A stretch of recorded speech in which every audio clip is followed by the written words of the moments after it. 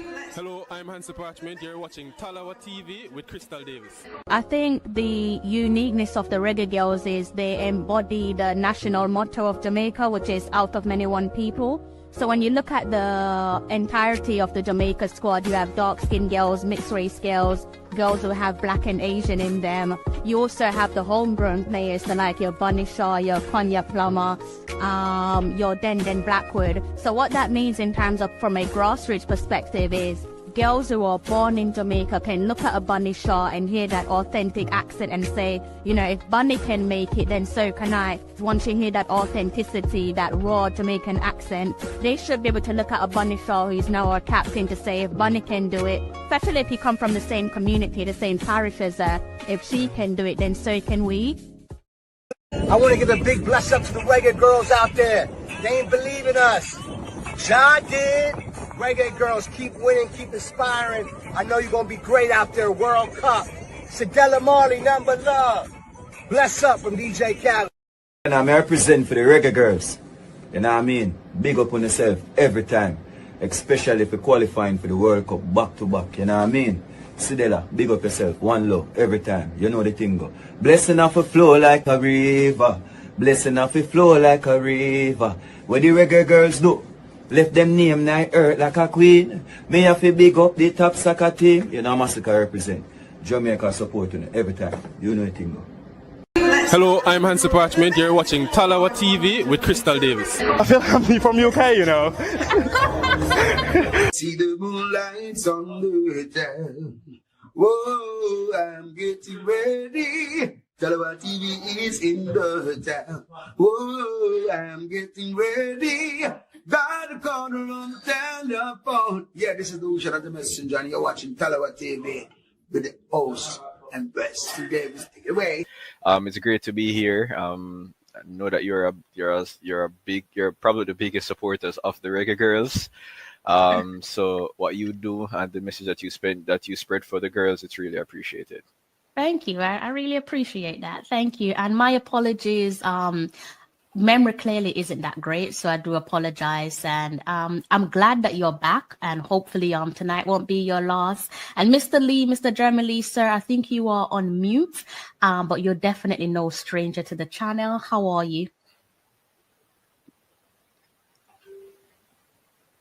Let's see if I can unmute you. There we go. I think it was, yeah. I'm good now. Yes, you're perfect. Yeah, Siobhan. Yeah, big up yourself, Siobhan. Yeah, I never remember you. I never remember seeing you on the show. But back to Crystal. I gotta give it to her. I've heard a lot of guys say she's the reason why they start on to watch female football, and so that's one of the reasons why I'm pushing her out there to keep on doing your thing. Don't get discouraged. You have a band of brothers behind you, and what we trying to do is to get female who think like you know, in the game, right, Siobhan? Yeah, so respect to you, Crystal, and keep fighting.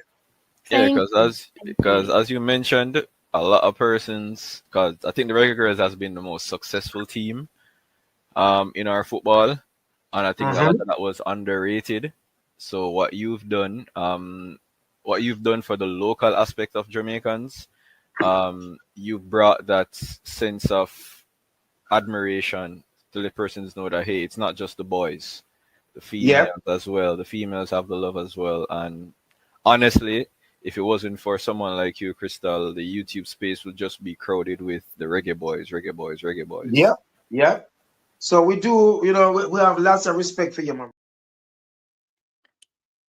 My Talawers, how are you all? Good afternoon, good evening, possibly good morning. All depends on where you are in the world. Welcome back to another live stream. I did promise you guys that I'll be giving you a live stream today to talk about the friendlies against Peru, those two games there against Peru over the last couple of days. So I've stuck to my guns, and I'm going to be doing exactly that. And I'm going to be talking about everything that came with those two games there. So, you know, looking back at the player announcements, looking at the games itself, all the in-betweens. Also, before we close off, we're going to be talking about the General Secretary, that is the JFF General Secretary, Mr. Dennis Chung.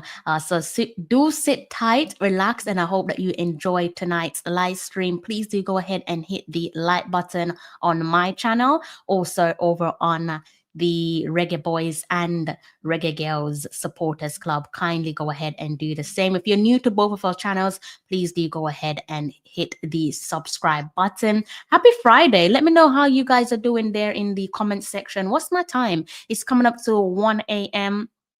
So it is again another early or late start for me. I'm pretty much used to these late starts. Someone asked me the other day, like, why do you do your live stream so late? I'm like, well, the majority of my audience are basically based overseas in Jamaica and the United States predominantly.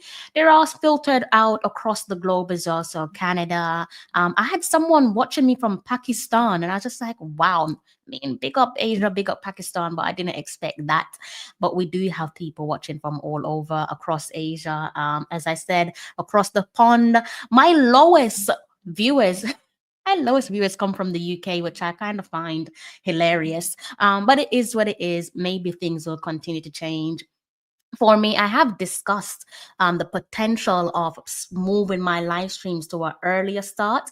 But based on yesterday's interview with the former Reggae Girlz sports psychologist, Mr. Nicholas Powell, I kind of feel like I need to stick to my guns here, bite the bullet, and go again at these ridiculous hours. So between the hours of 12 a.m. and possibly 1 a.m. so that you guys can watch the streams live and direct. If you missed out on yesterday's interview, please do go back and give it a watch. I already discussed the purpose of the interview, so I won't spoil it for you. I might go ahead and reiterate it on another live stream. A matter of fact, at some point during the show, I think I'm going to talk about the Reggae Girls and the need to bring back a sports psychologist, where we're calling on the Jamaica Football Federation to rehire a sports psychologist. All right, big up the guys in the comments section.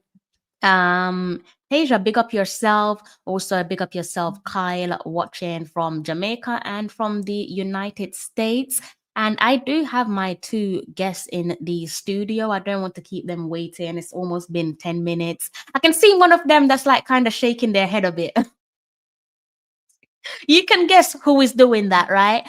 They are no strangers to the channel, so you can definitely guess who is shaking their head. So let me go ahead and bring them out. It is Mr. Lee and Mr. Balin. How are you, sir? How's your day? How's your day been, guys? Mine is great so far. Yeah? Why? What made it so great? Do share. It was an eventless day. Let's put it that way. Everything went well.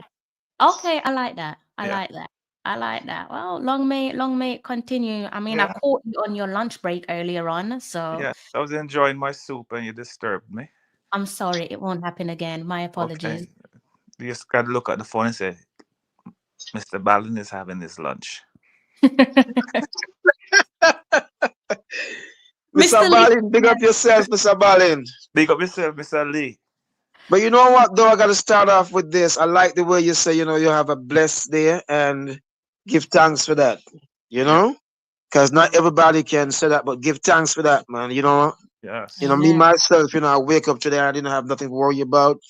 My kids are fed, my bills are paid, and I'm doing good. I have to give thanks for that. So let's start off with that note. Yes. Give thanks, and hopefully everybody else in the Jamaican community and the Caribbean community is doing well today. Yes, man. Big up to that, man. Big up to that, because it's not easy out there. Yes. And the African community. Yeah. That is true. I myself, I had an icy start to the day, which I already Mr. Lee woke up at dawn, had to get a lot done, went outside, and I was just like, oh my God, I can't believe I have to go through with this. So it was a very icy start. Typical British weather. Maybe some 2 hours later, the sun came out. So I'm there in triple layers. I'm wearing a turtleneck plus a fur coat. And by the time I left, from where I was, and I got back in the car, I was sweating. Came back home, had to go back out again. But my day was pleasant. I had a pleasant day. So a bit like yourself, very grateful that I have nothing to complain about. Yeah, up here in New York, it was 50 degrees. It was like summer. Oh, really? Wow. So spring is springing for you? No, Sunday's going to be like 19, so it's going to be very cold Sunday. So it's Oh going back God, to this is winter. still the It's British up way. and down. That's why you get sick. It come Yes. up and down. What they call Indian summer. Indian. Yes. What's the reference behind that? What's Indian summer? I don't know. That's what they call it. Oh, that's it. They call it Indian summer. Yeah, I where the didn't weather know. keep going up Tricky. and down, like 51 day, 19, 20 the next, and goes back up and up. Yeah. I mean, I understand when people are like, you change like the British weather. That I understand. So Yeah. I don't get the Indian reference. So I might have to look into that one. Yes. But Mr. Lee wanted me to bring you back, Mr. Ballin. I didn't want to disturb you. I know you're a man that's always running. Literally every phone call that we have, you're always on the run. I don't know Yes. why that is. But you're a busy man. But I was called to bring you back on The the pow is always on my tail. Really? Yes. Sounds like you're not behaving yourself then. So a couple years back now, maybe some 2+ years back, we introduced a little phrase, and we haven't said that phrase in a while, Mr. Ballin. No drama, reggae girls. Do you remember that? Yes, yes, yes. Do you remember why it came about? Because the reggae boys was having a lot of drama. I'm glad you remember. Yes. I'm glad you remember. But So, but the reggae girls had some drama. yes, yes, and a little birdie has tapped me on my shoulder, whispered in my ear, and they've uttered a couple drama, and I'm hoping that it just stays as drama, because we firmly believe in our women's team, and as I've always said, I myself, I'm a massive believer in keeping certain things in house. You know, unless it's something that we absolutely must know as in terms of interest, like public interest. I don't really want to know certain drama that's going on behind the scenes, but I don't know which bird tapped you on your shoulder, but there's some birds that like to create drama when there's none. No, these birds are very, very reliable. I knew you was gonna come with your nonsense, but these birds. It's sure that a mockingbird tap you on your shoulder. No, it's not. It's not a mockingbird. It's definitely not a mockingbird. I knew you was gonna come with some sort of nonsense tonight, but definitely no mockingbird or no nonsense bird. But as I was saying, hopefully, some of the stuff that's been whispered here and there, hopefully it's just simple drama. Every team has drama. That's not unnatural. Every single team has some sort of drama. And the reason for that is that everybody on a squad expect to start. If you go on a squad and you don't expect to start, then I don't think you deserve to be on the team. That is my take. I hear you, but I think the drama that I'm referencing to, I mean, maybe you might be onto something, but I don't think it's to do with not expecting to start. But I hear where you're going with that. Are playing. Everybody expect to get playing. From you on a squad, you expect to get playing time.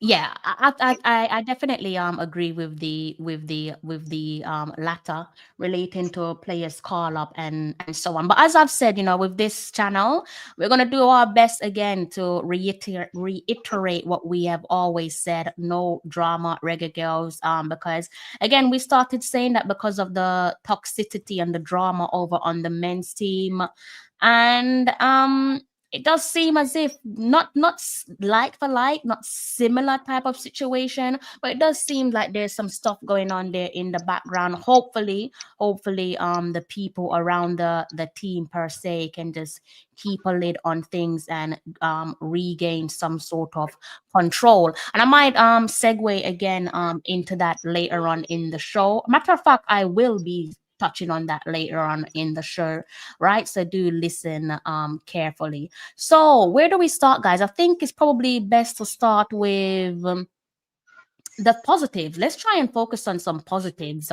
from both match day 1 and match day 2, starting off with match day 1. What were your positives from that game? My positive was that the team was trying to play the ball on the ground, from the back to the front, through the middle, down the wing. They were trying everything, and we had numerous chances, but we just didn't convert. Unlike other games where we didn't get much chances, so that is a positive. That's it. That's it. Repeat that again for me. Repeat. I Yeah, remember what I repeat said. that. I don't remember what I said 2 seconds ago. I asked me repeat. Anyway, what I said was we were trying. We did bring the ball on the ground from the goalkeeper Yeah. to the forwards, through the middle sometimes, on the wing sometimes, and we did create a lot of chances, which I think we should have put away, but we didn't. Oh, Mm. sometimes girls people don't have on their shooting boots, and that's a positive. And all the girls played well. I expected them to win the game. The game should have been maybe 6-0 nothing against Peru, but it just happened to be 2-0. And they played well because Peru. I mean, Spencer didn't even try. I mean, she could have had coffee and tea and set up some cookies and had it, and You're nothing would have taking happened. the myth. You're taking the absolute myth. Huh? Right? Taking the myth. Right. Well, So therefore, when your goalkeeper had no trouble, you have to say it's a good game. yes, Yeah. context is key. I guess for some people they're going to be looking at the opponents. So I think good Yeah. is for Okay. objective. What what Also, what I would say, if I was to take Peru and put them in CONCACAF, mm, they wouldn't be in the top six. interesting. The top Interesting. six got the top six, not in any order. The top six is Yeah. USA, Canada, Mexico, Jamaica, Panama, Costa Rica, and Haiti. That's the top. And I don't think Peru can beat any one of these. None of these teams. And you still think that with the scoreline that you just touched on, that for you that was a good game. Yeah. Well, it's if I was going to give it a mark out of 10, I'd give it an 8 out of 10 or a 7.5 because we should have scored more goals. So that is why I'm going to take away some points. But when your It's goalkeeper, early days though, isn't it? It is early days, so it is like yeah, us trying to find some right, form, some sort right. of rhythm. But when your goalkeeper is not stressed, wasn't stressed at all, you have to give credit to the defense, or that she didn't have any struggles in the first game. Mhm. Becky Spencer could have tea and biscuits like they do in England, in Peru. Oh, ha ha, very funny. All right, Mr. Lee, talk to me, sir. What were some of your positives there? I asked for some positives, but Mr. Ballin, for some reason, I think he's only really giving me like one positive from the game. But I understand it, as I said, it is early days. First game of the calendar year. We still have a long way to go in terms of getting ready for the inevitable. It was in December we played South Africa. Wow, so long ago. 2025 is the new calendar year, Yeah, isn't it? I know. Yeah, but I can't. I thought we played December. Thought we played Yeah, in last month. we played in late November, early December, but Oh, in time this fly year, fast. Yeah, time yeah, fly in fast. terms of this year, Peru Yeah, would be our first game. first game. Yes. So again, Mr. Lee, I'm not sure if you can hear us, but quite Yeah, man, similar. I'm hearing you good. I'm hearing you good. So hear me out now for a second. So remember when I talked to you guys before the game, the first, second game, I was Yeah, very critical, very critical. yeah. But then I realized what he's doing. He's trying to create a style of play. And even though I still think that these guys should be scoring more goals, in the end, I said to myself, okay, you know what? Just looking at the scoreline in the second game, that second half, Yeah. we make a lot of changes, right? And Yes. when you make a lot of changes, you're gonna expect a lot of stuff to stop. So as for me, the good stuff is that he's trying to find a playing style. However, I still think that players need to step up and fight for a spot.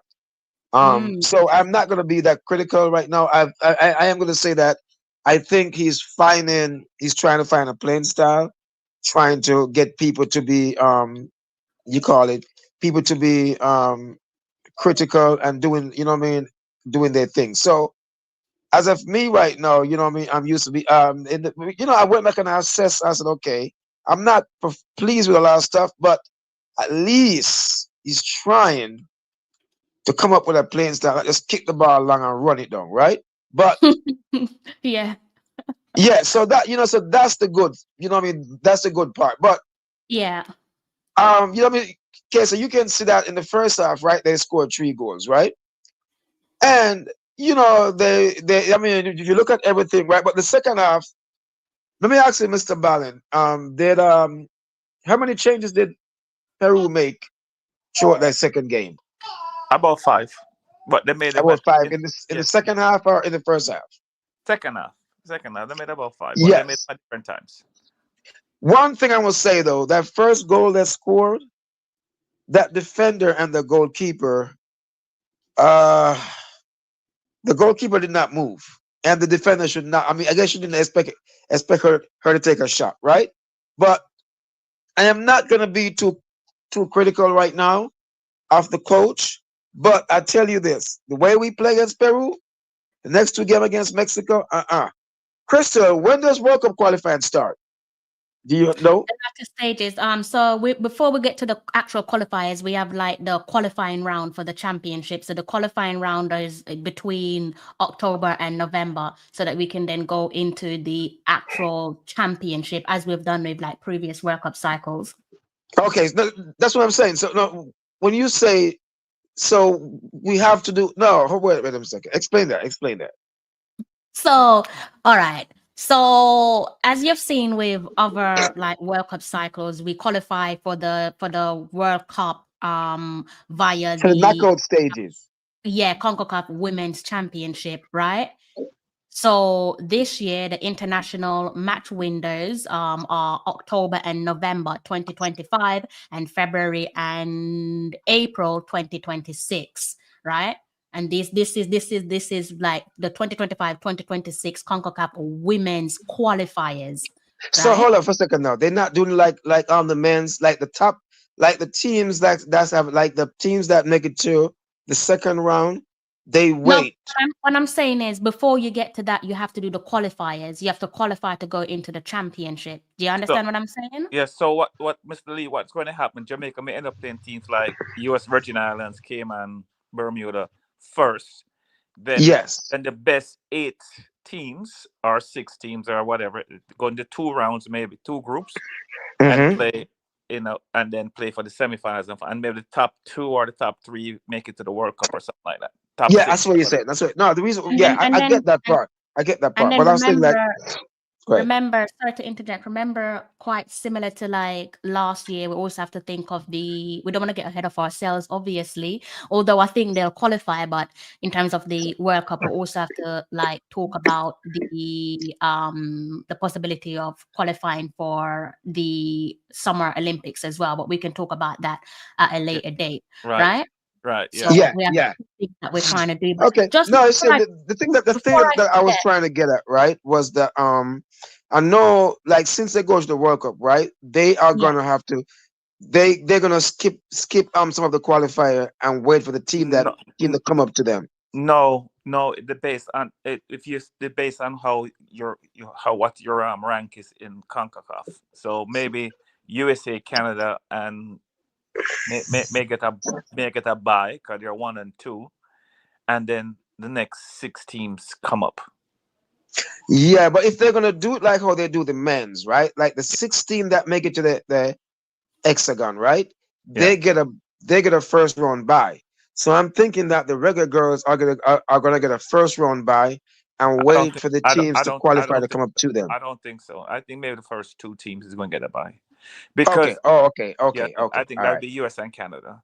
Okay, but if they were going off of how you finished in the last World Cup, it should be USA and Jamaica because Canada didn't get to the round of 16. Yeah, but remember the hexagon, right? How do the hexagon? I agree with you. Yeah, I get you. But how they do the hexagon, right? For the male, the team that make the last 6, right?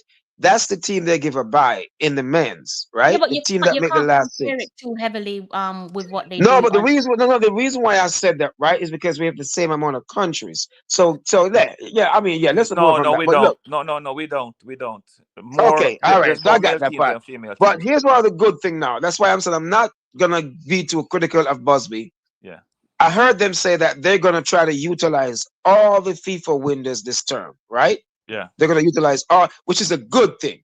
It's a So massive I one. hope they keep their promise. So, which means that the girls will be getting critical.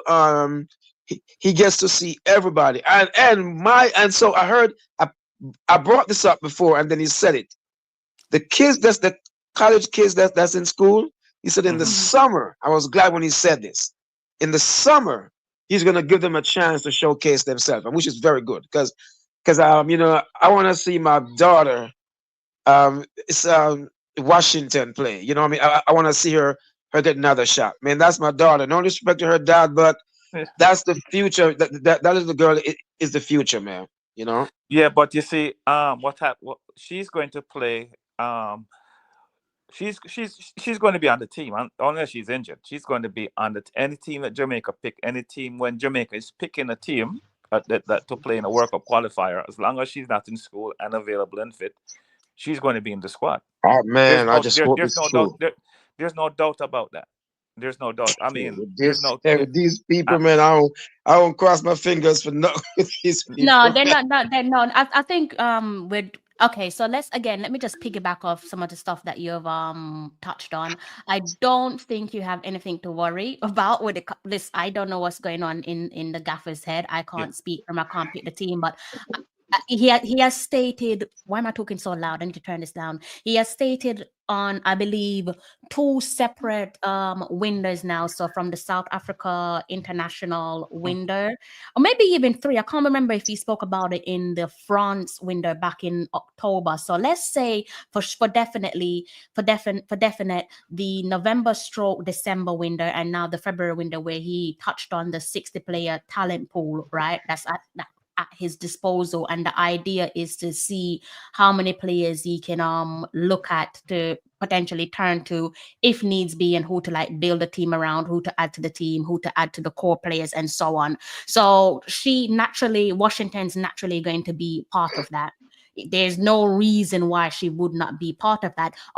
If unfortunately there is, let's say, injuries somewhere down the line, God forbid. But I think as long as she is fit as a fiddle, I think he would give her some consideration. So again, before I forget, piggybacking off some of the stuff that you've said, I think some of the things that I like from what the gaffer is doing is the opportunities given. And I'm going to sound like a broken record. And as I said, yeah, because I've said it so many times before, like I do love the fact that he's brought someone back like Sade, you know, because as I said, Sade is very deserving of a Reggae Girlz call up. I am not saying that she should be called up each and every time. But I'm saying, based on how she has played over the last few years, she is so deserving of a call-up. So I like what he's doing. She has improved a lot. She, and not just now. I don't mean to stop you guys for a second, but there's someone in the chat named Mr. Devon Porter. Yeah. We got to give a shout out for him. Big up, Mr. Devon Porter. Enough respect to you. This man has been a scout for Jamaica. He's doing a lot of the hard work. So just big up yourself, Mr. Porter. Sorry, Crystal, go ahead. That's okay. As I said, you know, Mr. Ballin said Sade has improved a lot, and he's absolutely spot on. But in fairness to what I'm saying, I'm going to sound like a bit of a broken record. these positives that we're seeing and these improvements that Mr. Ballin touched on, we've seen these glimpses, and I know I'm going to say something that's a bit like pickable to you guys. It's a name that some of you probably don't want to hear, but we saw these improvements, or I should say, I saw these improvements on the Vin Blaine, right? I definitely saw at that point when she was playing on the Vin Blaine, for me, I could see Sade going from a girl to a woman, making that transition. You know, you could see she's coming out of that college type of play, and she's going into like a professional setup. You can just see, like, when she was given a handful of chances, she was looking a bit more commanding. So I was massively disappointed when, you know, again, I'm not trying to throw no one under the bus, to each their own. The coach can do whatever they want to do, but again, naturally still a little bit upset that she wasn't given a fair chance. Sorry to the Donaldson, but hey, Busby has come back to the fold, and he's recalled a couple of the players, and Sade, for me, definitely massive thumbs up. And I like what he's done with trusting in the youth, because the youth is the future. We've said on our channel that when you look at the current set of players in terms of the trailblazers stroke the core of this squad, realistically speaking, depending on maybe 2 or 3 of those players, the bulk of that core setup have basically one World Cup cycle in them, which is now. So what I like from what Busby is doing is the idea of implementing long-term gratification from the jump. And I think that is something that we have been guilty of over the last few World Cup cycles. But I like the fact that he's now again returned to the setup, and he's thinking, okay, I don't only just, and I don't know what's going through his head, but for me, it's translate to, we don't only want to qualify for the FIFA 2027 World Cup, we want to qualify for the next World Cup, for the next World Cup, and so on. So it seems like he's building a system that would be long lasting, and hopefully it does come to fruition. But yeah, a couple of those young players there that he's called up, I can see the idea behind it. I also like the fact that he hasn't tapped into, and I'm not throwing shade at no one, but I like the fact that he hasn't tapped into that insanity that we've seen with previous coaches, not particularly Reggae Girlz coaches, but maybe we can look across to the men's program. The men's team have this habit of just being so stubborn when it comes to making mistakes. Like, I think in fairness, Busby himself knows he made a mistake when he had Cameron Simmons playing way out back, when really and truly she's a forward. She should be playing as a You're gonna get Mr. Ballin mad now, because Mr. Ballin talk about it the other day. You get Mr. Ballin mad now. It's the truth. Which I like. Me and Mr. Ballin were talking about it, and I'll allow you to come in a second, Mr. Ballin. What I liked is that he almost instantly corrected that mistake, because it was a mistake. You, just like Mr. Banner was saying, you've got Tiffany Cameron there. She's played at right back before. Just let her play at right back and push Cameron Simmons up top. So again, I like the fact that he's not toying with this Jamaican way of doing things, cashing in on insanity. And yeah, so there's some promising signs there of where he's doing things right or better than previous coaches that we've seen, both on the men's team and on the women's team. All right, this is what I'm going to say about Mr. The coach, the gaffer. If I was going to grade him on the first game, I'll give him 100. And the second game, I'm going to give him 90. Because I'm sure I never put Cameron Simmons. Even 90 on both, can put Cameron Simmons at right back. He only played right back, I played defense for Florida, because they had injury problems. And they're going to try and put the best player they think who can play defense in defense, because they have so it will be like Jamaica is playing a game, and God forbid Spencer is down, the 2 other backup goalkeepers are down, and they put Bonnie Shaw in the goal because she's the best option they have. Listen, don't give them no ideas. And then now Bonnie Shaw make 2 wicked saves, and then we're going to turn her into a goalkeeper.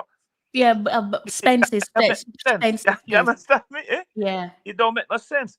Cameron Simmons is a forward. That's what she does. And that's what she did for the under-20 team. I think she did for the under-17 team too. That's what she do at Tennessee. That's what she did at high school. But this year, because of injury on her college team, the coach had to find the best replacement possible. And it was her. Yeah, she's a forward. Yeah, she's not a defender. So she's not. I'm gonna bust your bubbles for a second, but no, I love what go ahead. I love what Crystal said. I love what you guys said about he's planning for the future. Yeah. No. Say this. There's gonna be a few veterans who's gonna leave off this squad going to the next World Cup. 100%. And there's gonna be a few that's gonna be left off. Don't know who yet, right? But I'm glad that he's integrating these youngsters, which is a good thing, right? I'm glad that he's integrating them, because one of the things me and Mr. Devon Porter talk about is trying to recruit these youngsters, you know what I mean? And when they're young, don't wait till they're hot and then England or the USA want them. When we turn them, well, you know what I mean? When we turn them away at age 17, 18, right? We turn them away. And when they're hot now and Nike run them down, everybody run them down, then we start beg, please, can you come play for us? They're like, no, you turned me away. I came to you before and you turned me away. So I'm glad I see these things coming in, right? These Yeah. youngsters coming in the team now. And I think one of the blessings that he have right now is he have these windows, and it look like the JFF are serious about using these windows, right? So Yeah. he have these windows where he can put players, he can try and he can cut and drop and see, you know. But there's something I'm gonna touch on later on, but in a second though. Yeah. I'm not gonna beat him because I see what he's doing in the second half of this game. He's trying to implement, he's trying to do this, do that. But I love the fact that he's not kicking the ball high up and chase it. He's trying to find a playing style, which me and Mr. Ballin talk about, and that is one of the best things I see going forward.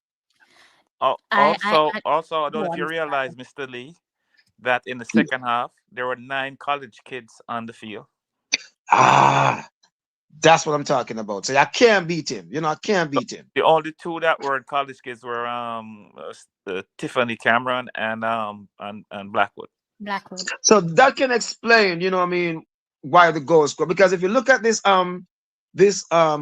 US team that went to She Believes Cup, the coach deliberately bring a whole bunch of youngsters. And she said, she bring a whole bunch of youngsters, right? She just bring a few veteran. They have to learn, and this is one thing that Jamaica needs to do. I remember when we under Schaefer, a lot of the kids. Schaefer said 2 things. I'm sorry, Crystal. I have to bring this up. He said That's a few things. He said, "Where are the kids from that I went to the last World Cup? That he would have got Alvas Poland then, but he would not play the youngsters. He wouldn't play them, right? So it's good to integrate a few of them in the thing, right? A few of them in, right? So I love that. He had 9 of them in the second half. And this is what he said. They were nervous. Yes, they're going to be nervous. This is when you baptize them, Mr. Ballin. Yes. Also, like I said to Crystal when the game was playing, that in the summer, they should arrange a 2-match series with Trinidad.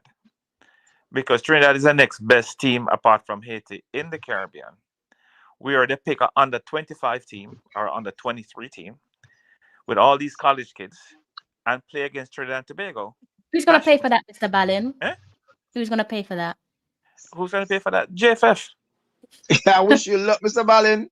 Come on. These guys you see, I think you need to remember that Mr. Delamali isn't around no more, you know. I mean, she's alive, and hopefully she's well. But remember, the reason why I'm saying wait a second. Hold on now, because I'm trying to help you to see things clearly. Remember that we have 2 games in June coming up against Brazil. So that's what I'm saying. Who would pay for something? I'm not saying I don't like your idea. I'm saying where would the money come from financially? Crystal, I think JFF is making, let's say the JFF Live, if they have 5,000 subscribers, which I'm sure they have more than that, that is $50,000 a month.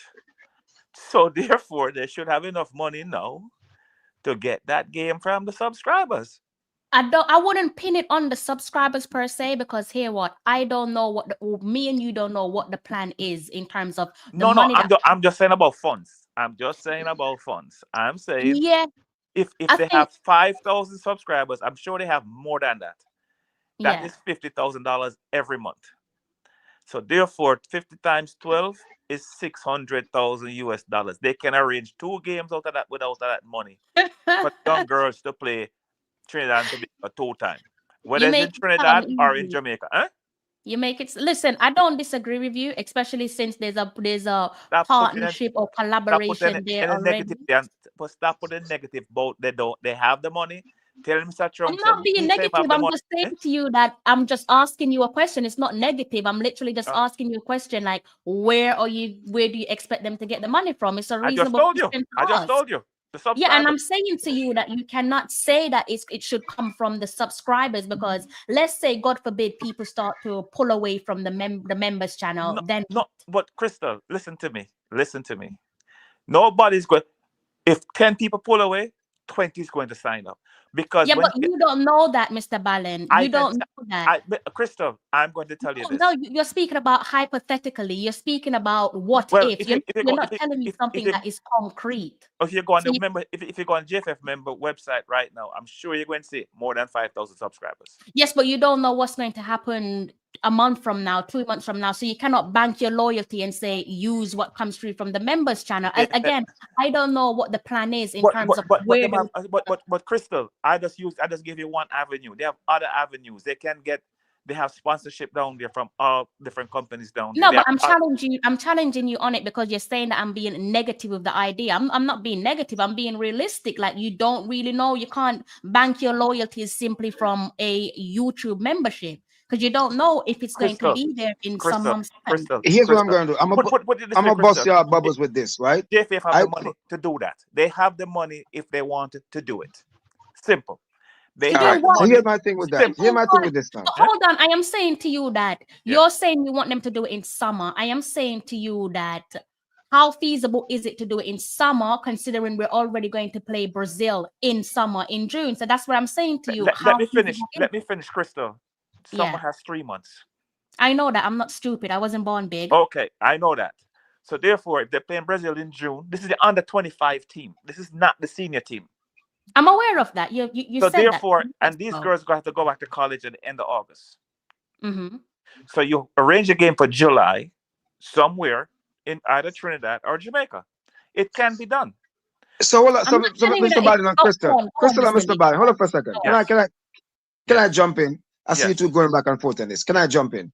Yeah, go if on. they can do a thing like they did with the men's team, right? Where they kind of feed off each other, right? With the under 20s, right? With the under 20s, that can work. But hear me out for a second now. Yeah. I don't think our competition is in the Caribbean. Our competition is outside the Caribbean. No. This is to give the under 25 girls a chance to showcase themselves. Because if you're going to put an under 25 team to go to, let's say, Panama, or you're not going to get a crowd. So it's just a friendly between, because Jamaica and Trinidad have an understanding with the sports thing. That's why the under 14 teams went to play last summer in Trinidad. But this is what I'm saying to you, Mr. Ballin, right? This is what I'm saying to you. Mr. Lee, let me finish, please. The under 14 male team went down there and played. I think the under 17 girls went down there and played. And also the under 20 and under 17 girls won down there, I think they won. Mm-hmm. Right? Yes. So if you can put the under 20, 17 girls to go play in a competition that's made up from Trinidad, made up with a couple Caribbean islands, they can afford, whoever sponsored that can sponsor the under 25 team to go start the competition, maybe get Grenada involved or get our next country involved and make the same competition that they did with the under 14 and the under 15 teams that went down there to play last summer. That's all I'm saying. Right, but hear my counter to that now. And I want you to listen to me clearly. We beat these teams in and out. They're not our competition. But once we step out, let me finish though. Yeah. Once we step out the Caribbean, right? We always get beaten. So our measuring stick is, let me finish, Mr. Ballin. Yeah. So this is not our competition. We need to, even under 40, me and Crank, we talk about it. Yeah. That's when Speed and them come on and Mr. Ricketts, and we won this in we beat them. They have a twin with the under 20 girls. Wait a minute, Mr. Ballin, let me give you a chance, man. Yeah, Mr. With the under 20 girls. Sir. Yeah. With the under 20 girls, and we beat them 2 times. And Cranky was saying to them, guys, don't hold your horses yet, right? Because no disrespect to them. No disrespect to them. This is not our competition. Our competition is outside the car. And I get what you say, and it sounds like a nice idea. But if you're stronger than them and you beat them and you like, look, when you mentioned Grenada, right? Yeah. Those girls in Grenada are not playing no ball. No, okay. I just picked a country out of the blue. I just picked a country. Okay. But if you look back from the last 10 times we played Trinidad in the females and so forth, right? No disrespect to them. Yeah. No disrespect to them, and I highly respect them. Yeah. There's our competition is outside the Caribbean. No, but I wouldn't say play too much of the Panama on them, right? I would say play some of them. Go to South America. You can play Argentina, which is not as high as Brazil, because when you take away Brazil and Colombia, right, and maybe Chile a little, well, just take away Brazil Colombia. Everybody else is probably the same strength as CONCACAF, are weaker, right? Are weaker. As when we say CONCACAF, the other, I take away Canada and the USA. The rest of us we on the same level, right? Because Chile got beaten up by Haiti. Chile got beaten by right? So I'm just saying, if the competition is not in the Caribbean, we need to step away from the Caribbean. Mr. Lee, you're missing my point. If Crystal is saying where the money is going to come from. That's what you're saying. Hold on. No, let me finish. Let me finish. Let him finish, Crystal. Let him finish, Miss House. Hold on, Mr. Bannon. Let him finish, House. No, just hold on. What I'm saying to you is, if we are even fighting or trying to advocate, clearly you didn't watch yesterday's show. If we're trying to I was working, sorry. That's okay. If we're trying to advocate for the Jamaica Football Federation to rehire a sports psychologist, that's why I'm asking you and the reason why they don't have one is an indication that it's a financial problem. So because you know what I'm saying? You see what I'm saying, Mr. Lee? But Crystal, I get that point. But wait, what Mr. Lee, Mr. Ballin is saying also makes sense to you in a way, right? But hear me out now, right? If because a lot of countries would love, because the reason why some of these countries actually want to play us right now, right, is because they realize the strength. So I think they should go back to some South American country. The reason why I say don't go to Central America because they are the competition, right? So you don't want to show your hand too much. Go back to the weaker countries back in South America and get some games with them. No, yeah, I agree with you. I mean, Mr. Ballin wants us to play countries that don't even have a football team right now. So I don't know where he got that one from. No, listen to me again, please. Listen carefully again. Yes, Mr. Ballin. Listen to me again. To pull his leg, No, the reason why I picked Trinidad is because Jamaica government and the Trinidadian government have a... we're aware of that, sir. Let me finish, because Mr. Lee, the boy that know this. No, he knows. He knows. Mr. Lee, I said that while ago. You're not listening to us. We told you this already. Yeah, man.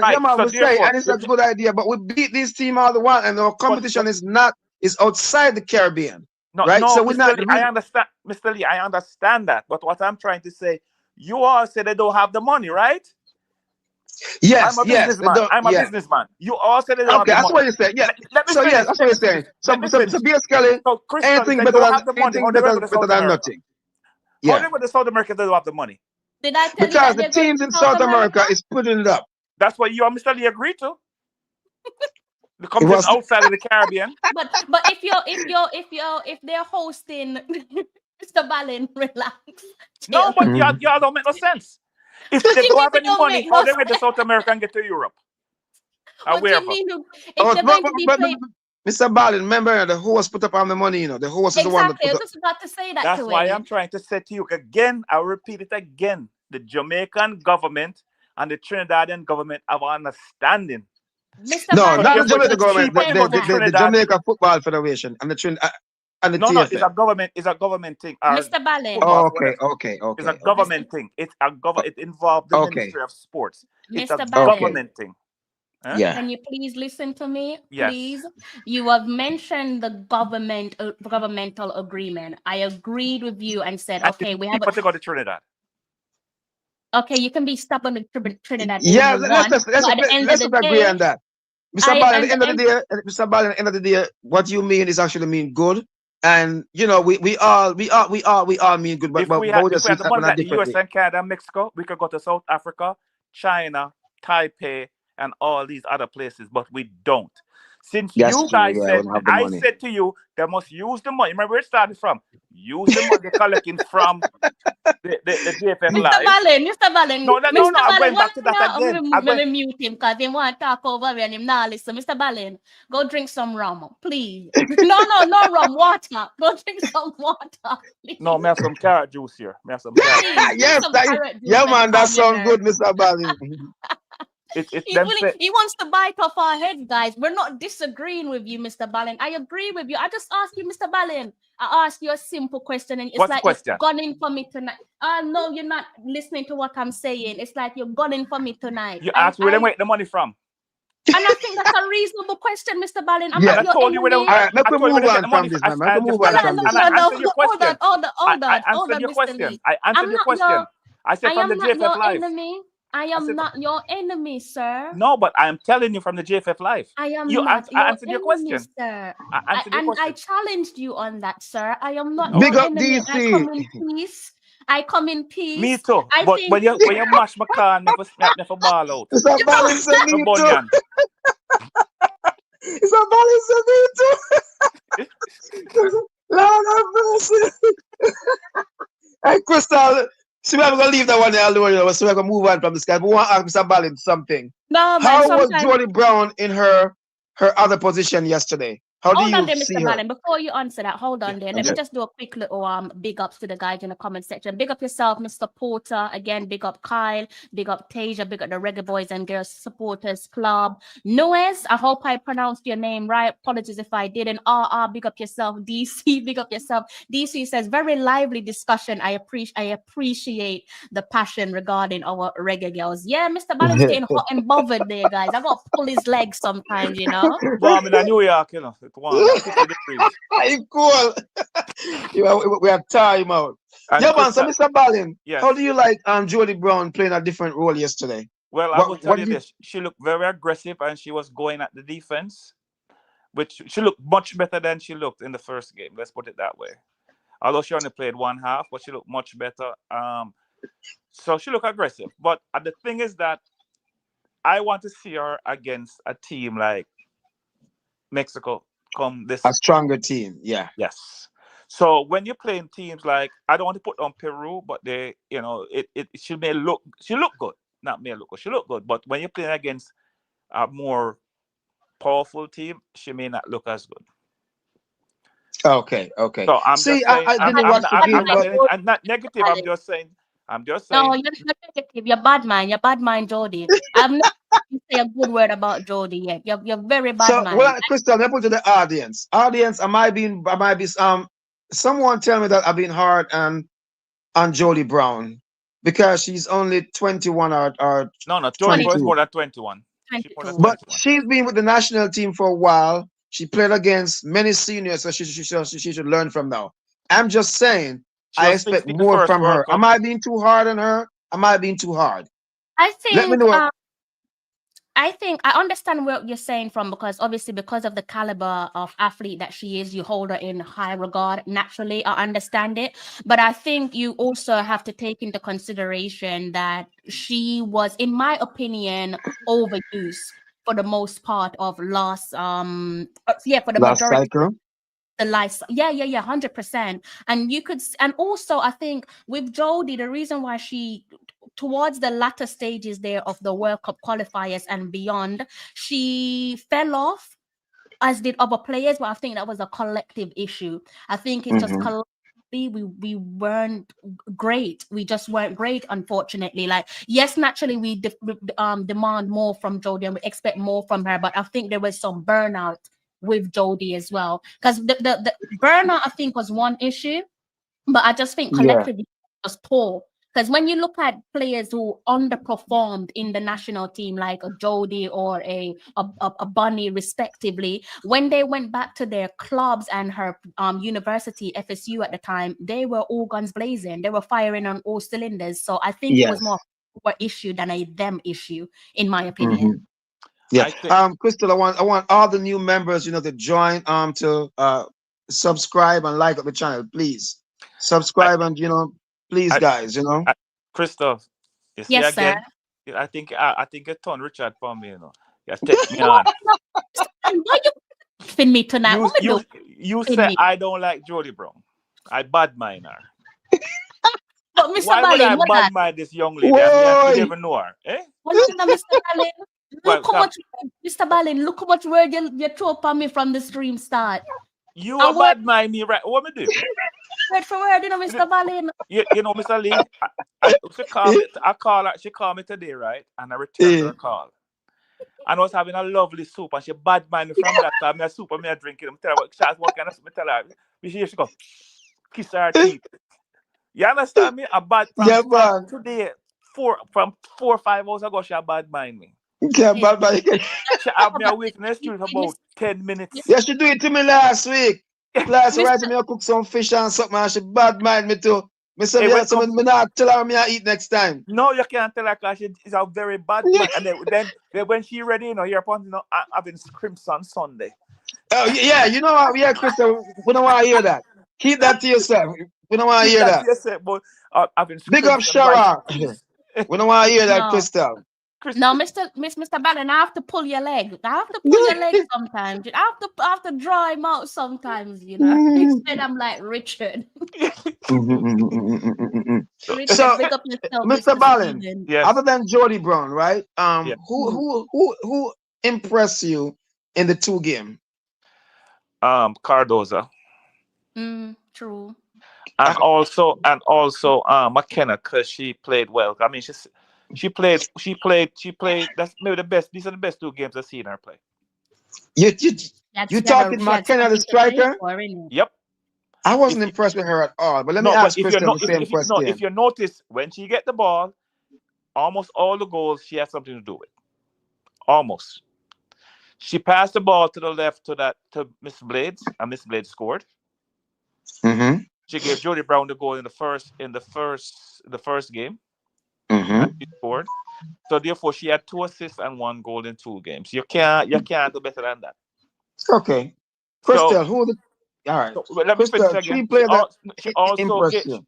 No, wait, let me finish. She also gave Spence a goal, which Spence kicked to the goalkeeper, and she gave Black with a goal, which she kicked to the goalkeeper. I was trying to tell you how well she played, because she put the balls in the right position to give the girls a chance to score. I just called those 2 names because I remember those 2 passed the ball, kicked the ball, didn't open up themselves wide enough to get the ball around the goalkeeper. Okay. So she played well. This is the 2 best games I've seen her play for Jamaica. There's a next game when she played. I think it was against. Well, this was the last World Cup cycle when she played against Dominican Republic at Sabina Park. She played very well that game too. Yeah, I really wasn't impressed with her in the first game. I did not see the second game, but the first game I wasn't impressed with her. I think she missed so many chances. But is the first game she gave Spence Jody Brown a pass and she scored, but she missed a lot of goals too. And Spence didn't score. Yeah, I mean, she made good passes. Yeah, but she held up the ball. She held up the ball, and she made good passes. So you can't expect, and she scored. You can't expect that much. She missed it. So what I'm gonna do is I'm gonna keep my eyes on her. Yeah. I'm gonna follow her club and see what she does. On the next game, I'm gonna have a kind of her. Crystal, I'm posing the same question to you. 3 players that impress you. Oh, you asked me to let me finish. I'm sorry. I thought you were done. I'm sorry. Also, the left back Wilson, she impressed me. That's her name, right? Left back. Yeah, she was a young girl, right? And she's quite ripe in age, you know. Yeah. She plays in England. And what's her name? Wilson. What's her first name? Siobhan Wilson. And then now there is the tall girl that came on. I don't know who that tall girl is. She came on in the second half in the both games. Who's that, Crystal? I'm trying to wonder who I couldn't see her name because she had long hair. Remember, I was telling you that I couldn't see my stream and I was relying on you. But I couldn't see her name because her hair was covering up the name, so I couldn't.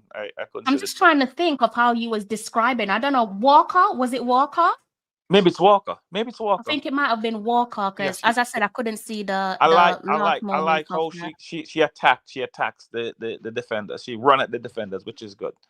And also what's her name? Van Zanten didn't do too bad either.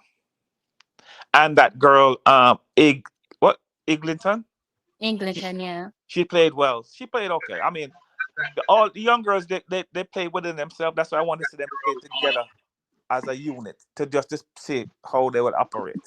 Yeah. Piggybacking off what you've said, Mr. Ballin, I think as a collective, there wasn't any like standout, and this is probably a massive positive credited to the gaffer and his coaching staff. There wasn't really a player which I could look at and say I'm massively disappointed in you. And I'm saying that purely because I'm trying to be fair, given the circumstances that hey, this was our first game of the calendar year, it being 2025, right? And it is early days. We have up until maybe some 6-7 months time until we probably start to see the shape of the new Reggae Girlz team. So I think as a collective, the girls can definitely hold their heads high. Again, given the circumstances, given that we had a couple key players, quote, key players missing from the squad who you would expect to naturally form or build the starting 11. A couple of the players that I was impressed by over the 2 games. I'm glad that some of the stuff that I said in the build up to an extent came to fruition. So Jodie Brown, pleased for her. I think she's got the monkey off her back, finding the back of the net, also registering an assist in the first game. I think that's a massive plus that she could put into her back pocket, and hopefully that will help her to build confidence for the next games against Mexico, subsequently against Brazil as well. Someone asked us, when are we playing against Brazil? We mentioned it a while ago. We're going to be playing Brazil in June. I'm not sure if you're still here, AC, but we're going to be playing Brazil in the first week of June. In April, we're going to be playing against Mexico. So I was impressed, as I said, as a collective from a coaching standpoint. I don't really want to read too much into it, but as I said, the team looked as if at certain periods of the game, it did look as if we were playing on the carpet. Again, I can't remember if it was Mr. Lee or Mr. Ballin that said that they like the idea that we're not going with long balls, because I don't know why certain coaches over on the Reggae Boys side seem to feel like we're long ball specialists when we're not. I don't think it's the coaches. I think it's the players that play the position. Because sometimes I think the players. I think it's I think it's based off coaches' instructions. The Reggae Girlz. Not the Reggae Girlz. I'm talking Reggae. Yes, I mentioned the Reggae Boys long as before the Reggae. Okay. Sorry, my apologies. Just like to go long. Okay, my apologies. Right. Okay, but in relation to the Reggae Boys, are we in agreement or disagreement pertaining to like coaching instructions in terms of how they're playing? No, I think Busby want them to play the ball on the carpet and keep and build out to the back. Yeah, right? And I think that we have the girls now with the skill. When we went to the last I'm sorry, I gotta say something that's on the screen. Yeah, Shara, that's his name. Is it a male? I'm not sure, male or female. That's Tasia Scott. So you can just call him Mr. Scott. Mr. Scott. So I love what he puts up, and I'm in agreement with you, sir. Jodie Brown final decision making, it keeps letting her down, and this is what I'm saying now. It's no more excuse. She's been around for a while, and the excuse I keep getting that she's young. Remember, she's still young. Fine. This is exactly my problem with her. The final decision making is off. Keep going, Crystal. I'm sorry. No, again, I hear what you're saying, but like I said, I think that this was a Jamaica issue. It wasn't an LFSU issue when she was playing college football for them, and I don't think it's going to be a Benfica issue where she's obviously playing in a professional setup. I do genuinely believe that it was just a Jamaica problem. Like we look better than we looked in over the last, let's say, year plus and counting, right? And Mr. Scott on the screen, he can testify to this. One of the things I've always credited Busby for was way back in the pandemic where we played against, I think it was Costa Rica. For me, as I said on my live streams before, that game, I have struggled to see where other coaches have either matched that style of play on a consistent level or surpass it. Do you see what I'm saying, Mr. Lee? So I put, because even in that game, one of the standout players for me was Shayna Matthews. Big up Shayna Matthews. Obviously, she's no longer playing football. She's since retired. She's knocked a ball a couple months back for a team That was But my that favorite reggae girl. That's my favorite. yeah, That's my favorite reggae girl. Oh Shayna my Matthews, god. and if I'm not mistaken, when Shayna Matthews played in that game against Costa Rica under Busby again during the pandemic, I think that was after she just gave birth to one of her little ones, right? And again, she came back and she looked like a woman possessed. And so Man. I've always given Busby credit for that particular game because. Again, I'm not trying to throw no coaches under the bus, but I don't think we've surpassed that game in terms of how we played on a consistent level. Do you guess what I'm saying? So bring it back to me. What I'm trying to say is, it's no surprise to me now that Jodie Brown is now assisting and going and is now back to scoring goals. Obviously, it was a goal, but goals and assists directly contributing to us winning games. Does that make sense? Yes. Well, as may I say, she needs to step up, and I wish her the best. I hope she step up, right? So yeah, I think she will. Yeah. So Crystal, did you name your players that you were impressed No, I with? didn't. I was getting around to it. I said, like, collectively, I'm quite pleased with the players that I've seen. Coincidentally, I'm gonna throw Jodie Brown in the ring. I'm gonna throw her name in the hat because when I was doing my build up, I was saying I want to see more from her. I want to see the reminiscence of the Jodie Brown that we knew, when she was collecting CONCACAF Young Player of the Year award. She was the babyface assassin. Then she's still the babyface assassin now. I have a lot of belief in her, and again, I think getting that goal in match day 1 is her getting the monkey off her back, and I trust that from here on up it is going to be her leveling and taking full control. And fair play to her, she was one of the youngest players on the field of play, right? Even though she's part of the old fabric, old furniture, and I think she stood up in the absence of our captain Khadija Bunny-Shaw. Even though she wasn't leading the line, she still stood up and grabbed the game by the scruff of the neck. So I think Crystal, I don't mean to stop you, but every time I see like a female in the chat, I have to big them up. Yeah, go on. Danica Knight, big up yourself. We need a lot more females like you around. Happy Friday, Evelyn. Big up. Oh my God, there's another woman. Yay. Yeah, Danica Knight. Yeah, I'm paying attention to that. Big up Danica Knight. Please come back again. We're here every Friday night. Yeah, please do. Please do, Danica Knight. I hope and Mr. or Mrs. Knight, please invite your friends to come to. Tell her a lot of laughter and fun.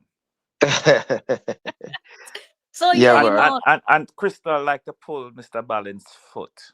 You know what it is? My relationship with Mr. Ballin is like Tom and Jerry, right? Everyone just assume that Tom is the bad guy and I'm the bad guy because Mr. Ballin is the cute one. Guys, go back and watch Tom and Jerry. Tom's not the bad guy. Yeah, man, Crystal, continue. Yeah. I'm sorry to interrupt you, but that's just to highlight that lady. That's okay. That's all right, man. Big up the guys in the comment section once more. Mr. Ballin, you were saying something? Mr. Lee, I'm going to warn you at the end of the show. I'm going to tell you something. And you have to be very careful because Crystal is yes, sir. Thomas. Yes, sir. Yes, sir. Crystal is from St. Thomas. Remember, I'm going to tell you this. You see what I mean? You see how he likes to pull my leg? You see? Mr. Ballin, St. Thomas people, Mr. Ballin, thank you for one. Mr. St. Thomas, she come from, No, St. Thomas, be careful. Mr. Ballin, me afraid of them, Mr. Ballin. Thank you for one, Mr.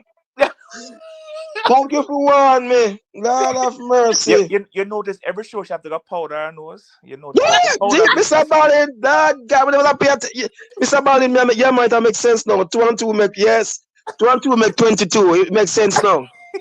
Hey, look, I grew up around a lot of guys, so I can take it on the chin, no problem. But when I start biting back, I hope Mr. Ballin don't start to complain. Friday night get hot.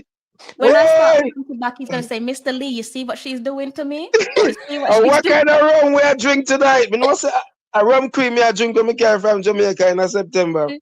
So, if it got Mr. Ballin, if it got about them, and to me say. Right, me not gonna spend no money today because black people you say we not spend the money today. So me I say, Crystal, me I go get something for drink. Then me I say, hold on, me I have 1 box of me carry full of rum cream. After me give away me I have 1 whole heap left in there. I wish I so then me I beat, sir. Then me I beat. I have a carrot juice. Me have a carrot juice, yeah. You man in carrot juice, Crystal. You want in carrot juice. Like I said. I'm having carrot juice on the rocks. Oh wow. Okay. So wow. Okay, sir. Carrot juice on the rocks. Okay, sir. Well, yeah. Going back to what I was saying, Would at I least we're kill? making Would I people kill laugh. DC? I'm sorry. Go ahead. Not kill DC out there. Going back to what I was saying about Jody, yeah. Look, I have high expectations. I know you mean well, Mr. Lee, but I think give her some time. I think under Busby, you're gonna see the best version of Jody Brown. So give her some time and she will be showing up and living up to expectations. Because I think we're already seeing that. And also let's not forget about the importance and the presence that was felt on display by Jody Brown in that second match where she played as a 10. And when Busby took her out of the team, it was quite obvious that she wasn't there. It literally left a hole in midfield, right? So I don't know what his plans is for Jody going forward, but Jody as a 10, that's a massive thumbs up for me. So loved what Jody Brown did. Kayla McKenna, I have to credit her because my question to Kayla McKenna and Tiffany Cameron was, can you step up? Can you answer the question when called upon? Can you be the alternative solution to Khadija Bunny Shaw? And yes, I understand naturally we do expect more, especially at one point, Kayla McKenna was wearing the captain's armband, heavy weight on her shoulders, even though it is against Peru. At the end of the day, she needs to be giving Busby something to think about, because as we've said, no player should feel as if they are guaranteed to start in the team, right? Irrespective of who they are and so on. So within the context of things, again, it is early days. Players need to get used to familiarizing themselves with the players around them. Even though they're used to the players in person, they need to familiarize themselves with the new players around them. And I think she did well. I think Kayla McKenna did well. I would have liked for Kayla McKenna and Jody Brown to have scored more because, that's what we expect from them naturally. But I think they did well. Tiffany Cameron as well, again, asked the same question. Can you step up? Like, you're a forward, you're an attacker. I expect you to put the ball in the back of the net some way, somehow. And she did. I think watching the video again, it looked like she put the keeper down. Like, it looks like she sat her down and elegantly put that ball in the back of the net. So for me, like, I know it is against Panama. I know they didn't score a brace or a hat trick, but the job of a forward or a striker is to do what it says on the tin, which is to put the ball in the back of the net. And they did. So I'm not going to be too heavily critical of them, although I respect what you're saying and I understand what you're saying, but I think they did well. I could probably sit here and name all of the girls. Cardoza as well. I want to say massive big up to Cardoza because she started that second game there with Lucas Swaby, so alongside Chantel Swaby. And one of the things I've always been critical of this Reggae Girlz team is who is going to be the backup to the Swaby sisters if, God forbid, the worst case solution comes to fruition. Obviously, she started with Chantel, so it's not a breakup of the Swabys, but it was good to see someone else play with one of the Swaby sisters, and she got her name on the score sheet. So you have to say, fair play to the young lady. Long may it continue. Blades as well. All of these players, I think they answered their call up. They not only showed up to camp, but I think they answered their call up. So I think, I like what I can see from these new players coming into the team. They still have some. I think we need to be mindful that they do have some adjustment period. Again, like people like Blades. Again, since we're talking about Blades, she's going to naturally have some adjustment period, and she is one of the youngest players in the squad. But I think she stood up and did what she needed to do. I can't really think of one player. She's about 19, I believe, if I'm not mistaken. Okay, Yeah, she's quite young. Yeah, she's quite young. She's one of the babies in the squad. She's very young. Okay. So there's not really any players there that I'm just like, oh yeah. I want to give Cardoza next big up because she not only scored, she also saved a goal on the line. Took a ball, kicked the ball off the line. Anybody remember that? See, I did not watch the second game, so that's why I'm relying on you guys. The second game, when the goalkeeper saved the ball, come off the crossbar, went to the left, they brought it back in, went back over. She took the ball off the line. If she wasn't there, they would have scored. So at that time, it would be 3-1. It was 3-2. It would be 3-2 at that. Yeah, that's I before want to this touch sport. on something that's going to be very important. Well, I was kind of critical of the team, but when I heard you guys say maybe they're playing in high altitude, South American teams are known to play in high altitude, a lot of them, Yes. and some parts of and Mexico. So hear me out for a second now. We need to get accustomed to these things, because what I see happening now is that they have CONCACAF team playing with South American team for a playoff spot, right? That's something that we need to get used to. Yeah, So if we are but gonna, and let me give you a scenario now. yeah. Can't be no excuse now. If we're gonna play a South American team, that the cinema says high altitude, what the JFF needs to do is try to go to a place in Denver and train for a week first and get accustomed to the high altitude if they But have the money, and no, then they fly to Mr. Lee, South America. Mr. Lee, Yeah. if we're gonna play a playoff game, it's not going to be played in the game is not going to be played in the what do you call it? High altitude South America stadium. or Jamaica. It's going to be played somewhere neutral, because it would be a neutral fixture for everybody. Let's say we didn't qualify through the first, second, third, or fourth, and we have to play to get the additional spot. It's more like it will be played as a neutral country, so it wouldn't be played in South America. Okay.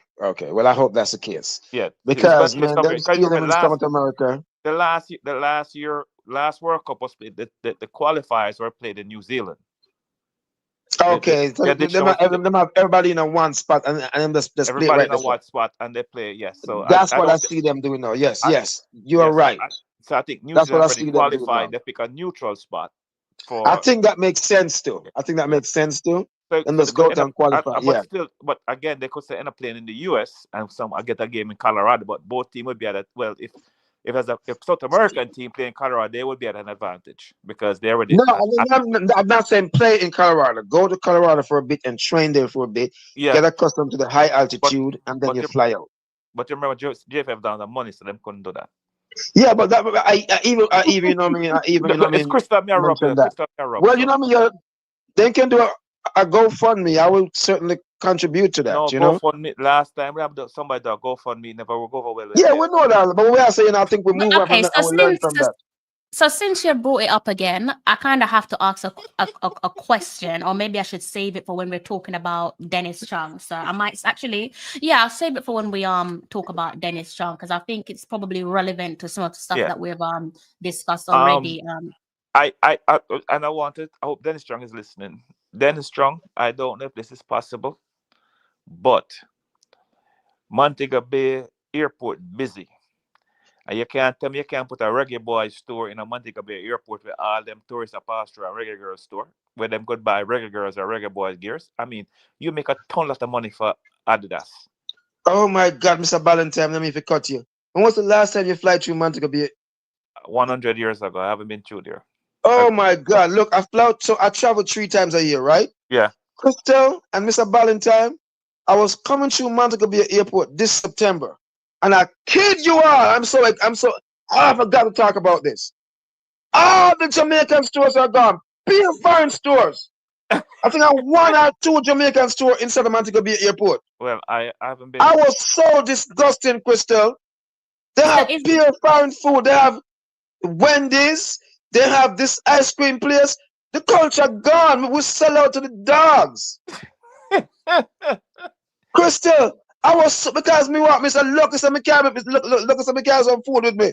I was like, they're gonna eat this Spanish plane, they're gonna get something. One Jamaican place was selling some beef patty and the line long so till. Oh my God. When we look on Wendy's, when we look on this, all American food company. Yeah, Mr. Lee. I was so embarrassed, man. Yeah, Mr. Lee had your bull lamp here. Yeah, Mr. Me have all them number, but them that I wait till me come home. They have to drive some bull up on the pier because I'm mad when I buy no American food. The airport, Mr. You're never name them out. Mr. I was so shocked. But that's why they need a Jamaican store to sell Jamaican reggae bar. They must sell them, but why they put all them stuff at the airport? I think they raise the price and knock out the local place them, right? Because I remember, but I don't know if in that Kingston is because Normally, I Kingston, fly back and forth. I fly no, Kingston, Montego Bay. Kingston, Montego Bay. Kingston only have Jamaican stores in there, Jamaican products. Man, All the I'm stores a sell Jamaican. Kingstonian, you know, right? So I always felt like Kingston. But this time, my business was in Montego Bay Yeah. and Trelawney. So that's Yeah. why I flew from that side, right? I love flying into Kingston. That's my home. If I Yeah. go to Jamaica and I don't fly into Kingston, I don't feel right.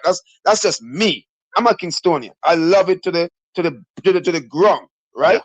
So I like flying in and flying out of Kingston. That's me. Everybody different. That's me. And that's why I love my Kingston airport. But I tell you, Crystal and Mr. Ban, I was so upset with that. One place I sell patty. Everything else pay American food. The And last that was September. the last time I've been to Montego Airport was about 2010. God damn. Yeah. Anyway, Crystal, I'm sorry. I'm so sorry to Vera, but that upset me for a Yeah. bit. But you're No, right. I read the boys, you know, Mr. Ban, you know, if they never mind. Just keep going. No, if they put a Where- store, in there with all those tourists passing through there, they would make a ton of money. And Adidas, We and them did. would make I a think ton of money. someone did ask Mr. Chung about it, you know, and him said Adidas have to. They can't decide where Adidas is the one that does that. Then how them going to sell them products? Bro, I mean, I don't know what of the contract, you know. We don't know what's in the contract. Because But usually when you sell a team jersey, the team get a cut out of yeah, the sale. I but don't I know what remember percentage. that question was posed to Mr. Chung before, and you know, bleed by blow. So it's Adidas, and you know, because even they, the JFF, was trying to have their own store, but you know, but Adidas is the one that control that. You understand what I'm saying? I know that, I know. But they don't make so much money. They don't make so much money. Yeah. All right, Christian, I'm so Because sorry, Christian, for Vera. those no, people that that's okay. those tourists that come to Jamaica would love to go back with like a little Yeah, young it lady. makes so much sense. A It little makes young so lady, much a little sense. young lady would get that bunny shot number 11. You know, It makes so much best sense. forwards. It makes so much sense. You know, the best forward in the world is Bunny Shaw, and her number 11 that sell like hot cake. I will say this to you though, the JFF is not even marketing her and not using her to market. That's another topic that we have to discuss, right? Yeah, So next time we have 100%. to discuss. 100%. And We definitely need to talk about that. you've been to Montego Airport. You see any pictures of Bunny Shaw in Montego Airport? No, that's what I'm talking about. We have to talk about this for another show. None is in Kingston. Or she's not We in have to Kingston. talk about this for another show. Me say, as a Usain Bolt all over, and Shelly, and non-Bunny Shaw. Yeah, Bunny Shaw right now is the most known female Jamaican. Yes, right but it's now, a topic that man. I So think- we, I have, think we don't want she's more we don't famous. want to dwell on it too much tonight because we have to do a show upon this. I think she's second to Shirley and Fraser Price. I think Shirley and Fraser Price, then Bunny Shaw, then Ilian Thompson. I think in that order. This is why, Mr. Ballin, Yeah. is why, but you're now going back to what I said when I started off the show, when I said no drama Reggae Girls, when I said that, you know, a little birdie has touched me on my shoulder and said XYZ. Now you're touching on Read potential. between the lines. Thank you. Do you see what I'm saying now, Mr. Ballin? Mm-hmm. That is Read what between the I am. lines. That's exactly like, this is what I am saying, that yes, we're saying it's not, sometimes you can't always focus on the positives, sometimes you have to focus on the negatives. And the reason why I am willing to focus on the negatives or touch on the negatives is to nip certain things in the bud. And I think I've been quite consistent with that, especially when I'm talking about the treatment towards Alison Swaby and Bunny Shaw. If people have been watching my YouTube channel, that's why I'm saying no drama Reggae Girls. I understand where the federation is coming from. I also understand where the Reggae Girls are coming from. And according to my reliable source, it's quite clear that they're not seeing eye to eye. Again, I understand both parties, but I don't think one should cut off their nose to spite their faces, right? And I think that is the reason why you can clearly see the way that Bunny Shaw and Alison Swaby, who respectively should be vice captain and captain apiece, and you can kind of see that the love and the appreciation for those two players isn't there unless we apply pressure on the federation. Does that make sense? Yeah, but I don't understand the JFF. JFF, the Reggae Girls, is the number one football team in Jamaica right now because they've been to the World Cup 2 times in a row, right? And the Reggae Boys haven't been there since '98. So therefore, the JFF should be pushing as hard for the Reggae Girls as they are for the Reggae Boys.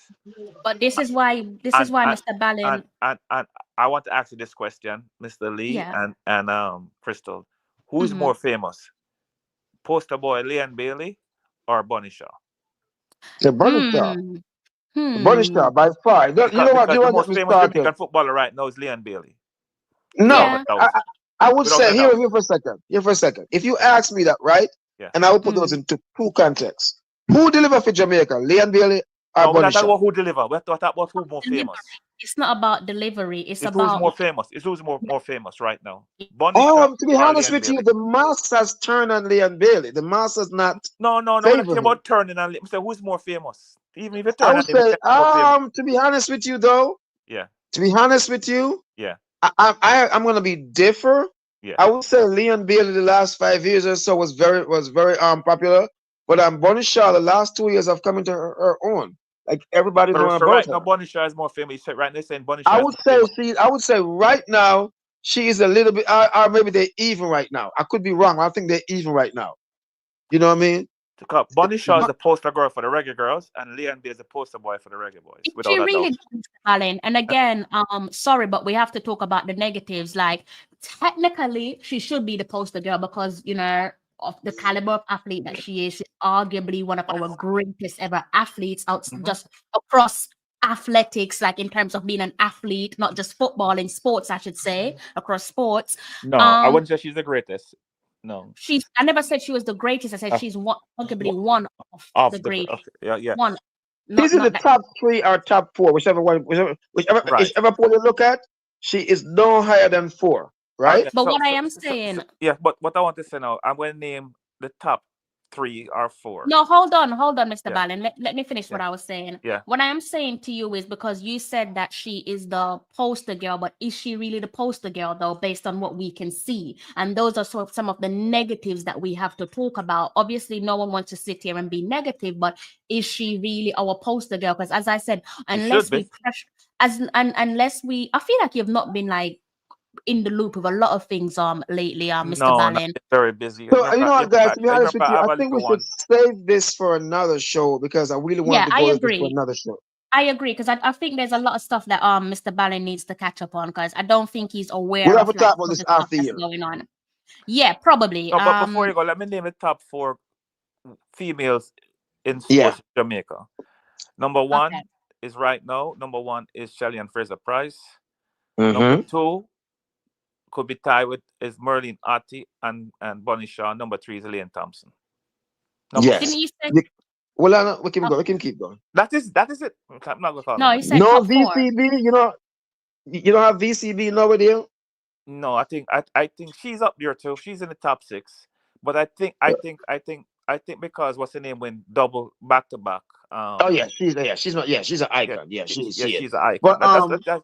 But when it comes those names you call, you can't deny those names. Those are top females. And Veronica Campbell is there too, and Jackson is there too. So that's a 6. You can't go around those. You can't go around those. You know what I mean? So before time runs out on us, I think we spent a lot of time, to be honest with you, talking about 1 hour. How much time we got already, Crystal? Almost 1 hour and 30 minutes. Hey, Brethren, you see when hang around people and St. Thomas time fly fast, you know, whole things are going back. Blame it on the Eastern.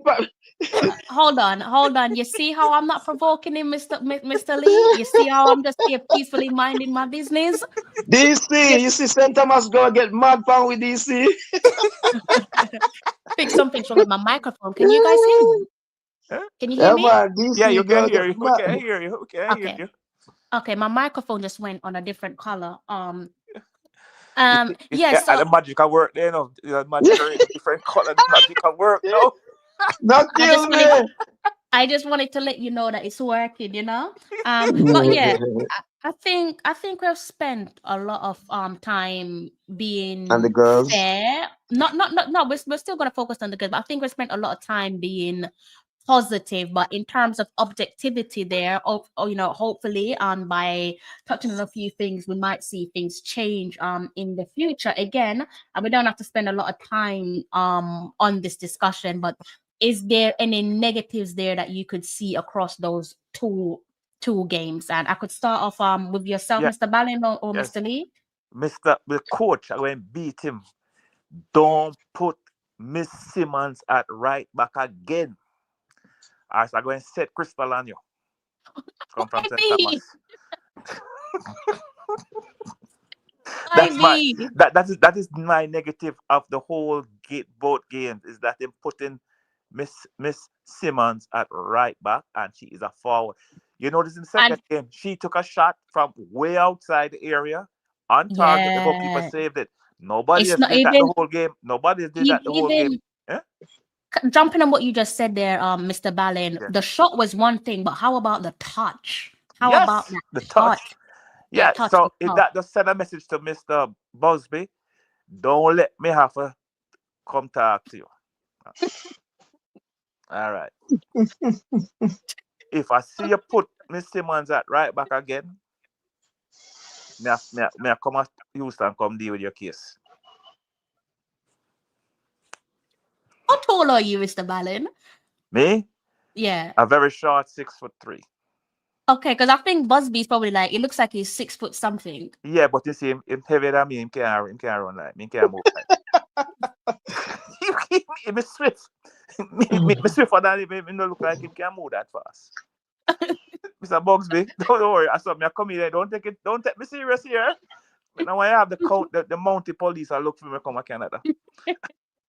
Lock you up because you're telling him you're gonna do something to him when you see him. They put my girl back at right back. Busby never get a check. I said I'm going to come get a check. Well, to be honest with him, as we said, so that's your negative. He might try a thing, but it not gonna work. So your negatives is that I don't think nobody wants to see Cameron Simmons at right back. But as I said, to be fair to Busby, and I'm not trying to water down your point, but to be fair to him, he did almost correct that instantly with switching Tiffany Cameron, and you know why? He felt me. He felt my heat on your show. All the way on the Peru. Me a mouth. Him say, yo, him friend say, yo, Brendan, you're balling a mouth. You kill you on a Crystal show. Say, quick, make the switch. Lord of mercy. It's not easy, man. I don't think we're gonna see that again. I bet you will see it again.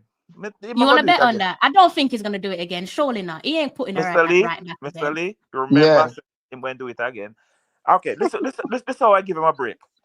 If the right back them injured, fine. But if them fit, no way. Understandable? That's it. I'll allow Mr. Lee to go with his negatives there over the two games. Okay. Well, I'm gonna say this to you all, right? I cannot do that because the coach is doing his assessment and I have to give him time, right? At first I was kind of critical, but then I went back and I assessed myself and I said, okay, I know what he's doing. This is not the real team. He's mixing up a few, this and that. And so my only problem I'm going to say to y'all, senior players need to step up. Senior players, no excuse. But I'm not going to find. But they stepped up, boss. Yeah, but no. I'm just telling you that's just what I'm saying. Right. Senior players have to step up. But as for right now, I will not give any critique right now until he should know his team by the summer, right?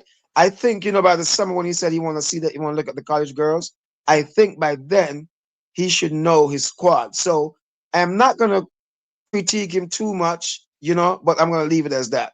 But I want to give him this is me. I want everybody to hear this. I want to work with the coach. I want to work with everybody, give them their blessing right now, because I know they're searching out and they're trying to find this and trying to find that. But I'm telling you, the players, I know someone will listen. Fight for the spot. Fight for it. Fight like you mean it. Fight for it. Fight for it. That's all I'm saying to y'all. Coach, we know y'all listen, coach. We know y'all listen. All of you guys listening, we're rooting for you guys. We want to see you guys do the best. We're not here to be negative, but after the summer, that's when I will start to be negative. After you play everybody, and then you start to select. But there's something that I wanted to talk about, and I know if Krista will let me talk about it. So if you notice that, go ahead. It. No, go for it. Go for it. If you notice that there's a couple of players that's missing a certain, your big name players. I'm not going to call their names, right? And a lot of them paperwork, and some of them have, like they said, the club is very important right now. They have short staff. They got injuries, so they have to fill in.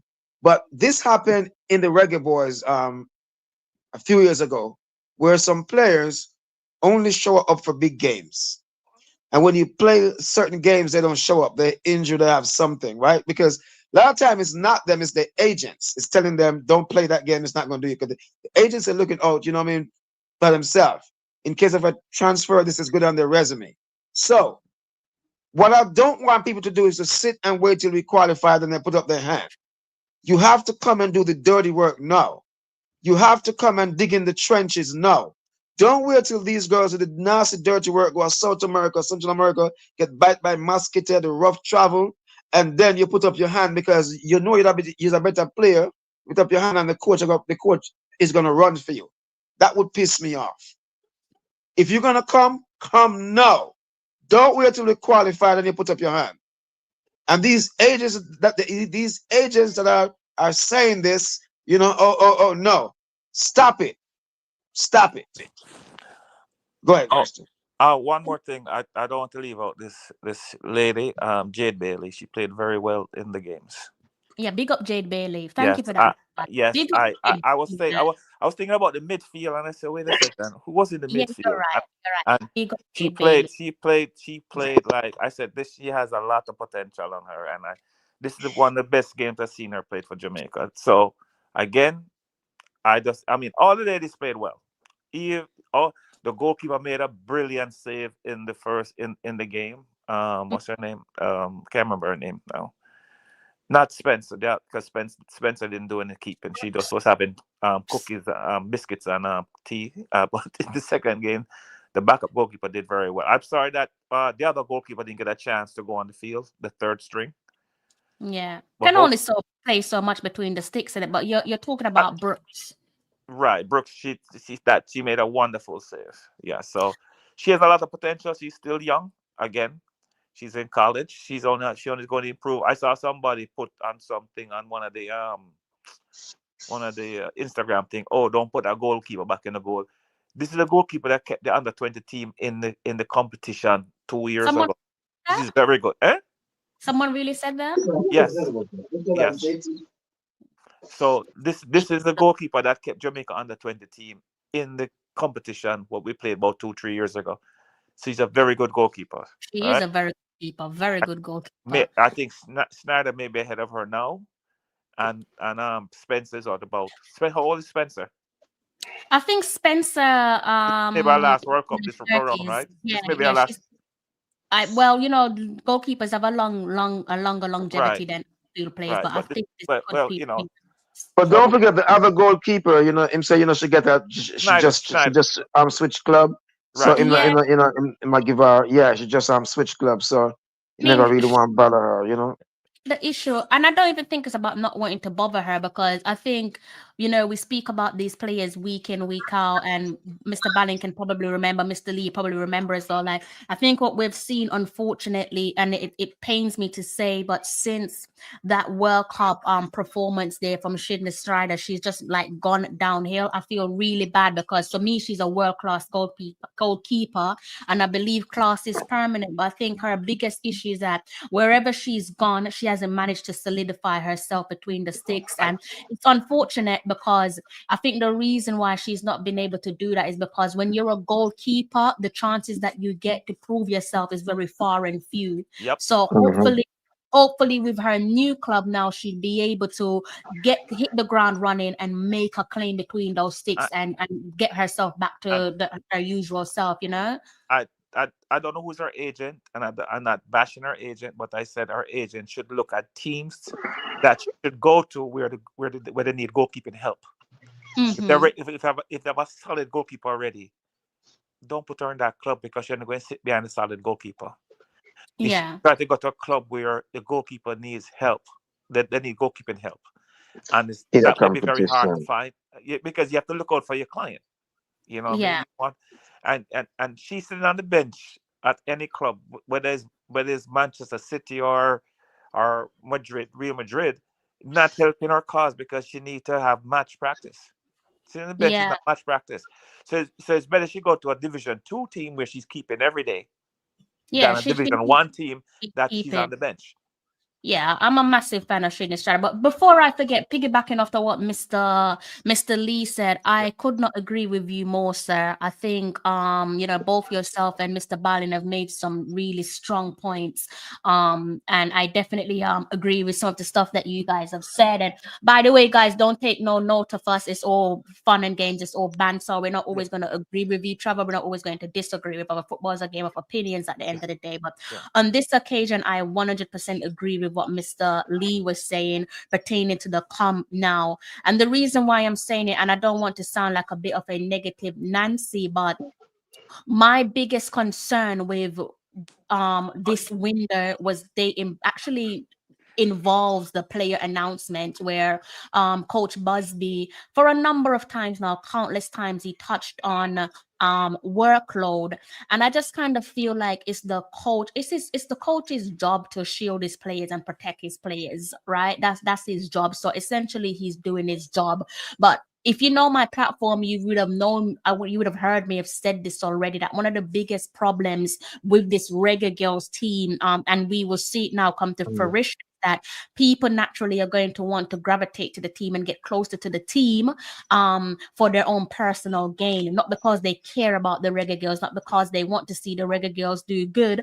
And subsequently, because of stuff like that, information gets leaked. And I'm not one to throw players under the bus. And if you know, I'm not myself, we've not named no particular player.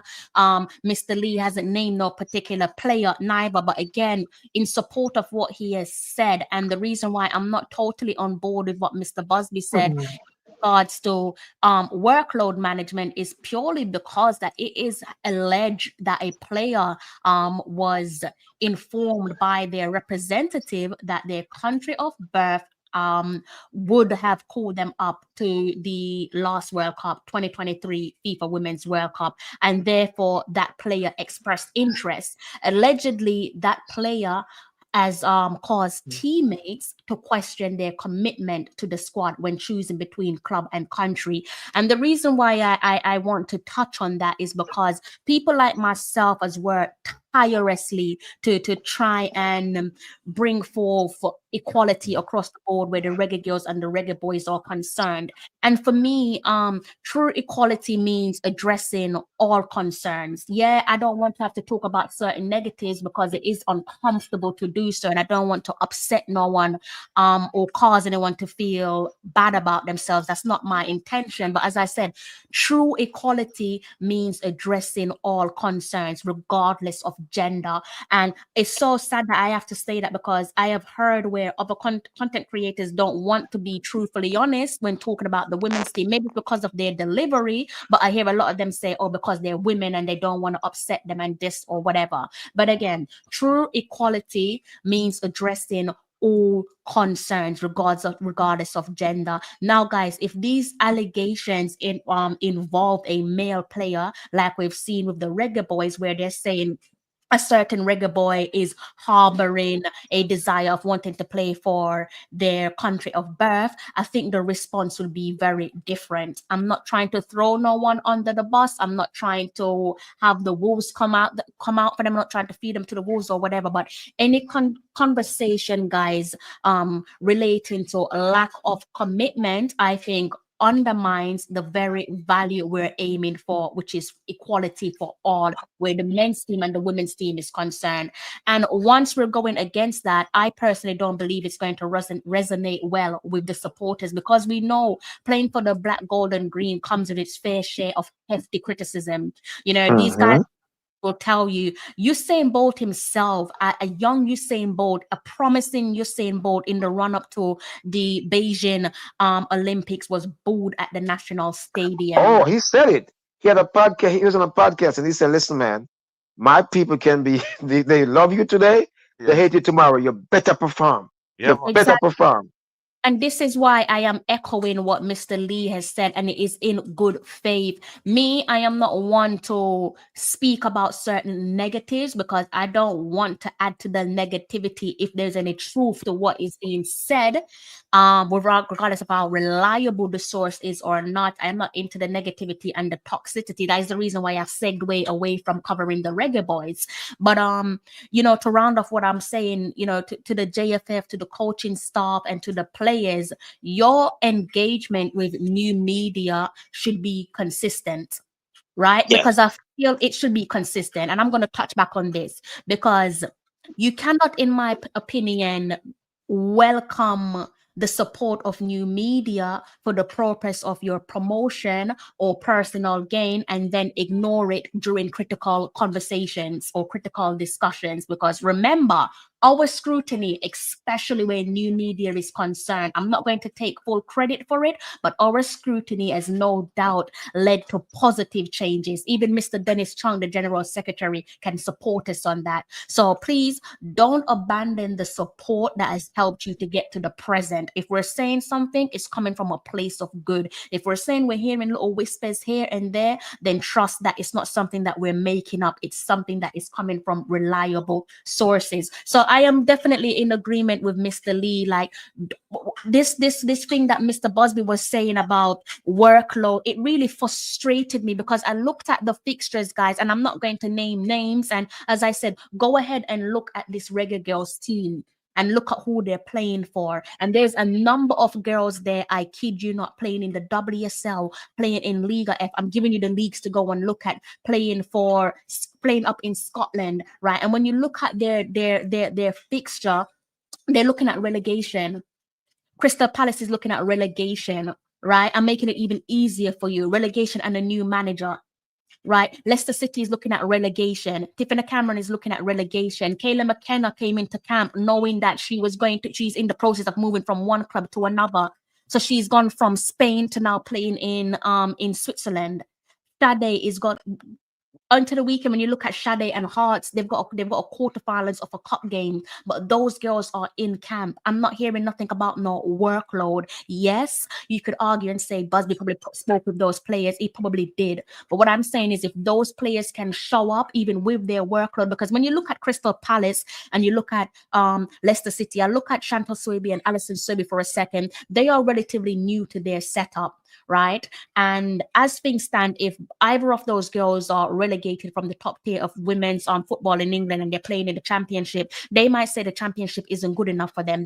Part of their contract would be that they can search for a new club. Now, contract with new clubs is going to take time, new settling period, and so on. Crystal Palace won promotion last season and were promoted to the WSL. And then the back end couple weeks back, they announced the signing of Alison Swaby, big name signing. So there is clearly an expectation there for them to stay in the league. Alison Swaby could easily have said to Hubert Busby, look, my team is in a relegation scrabble at the moment. I want to stay because I have workload.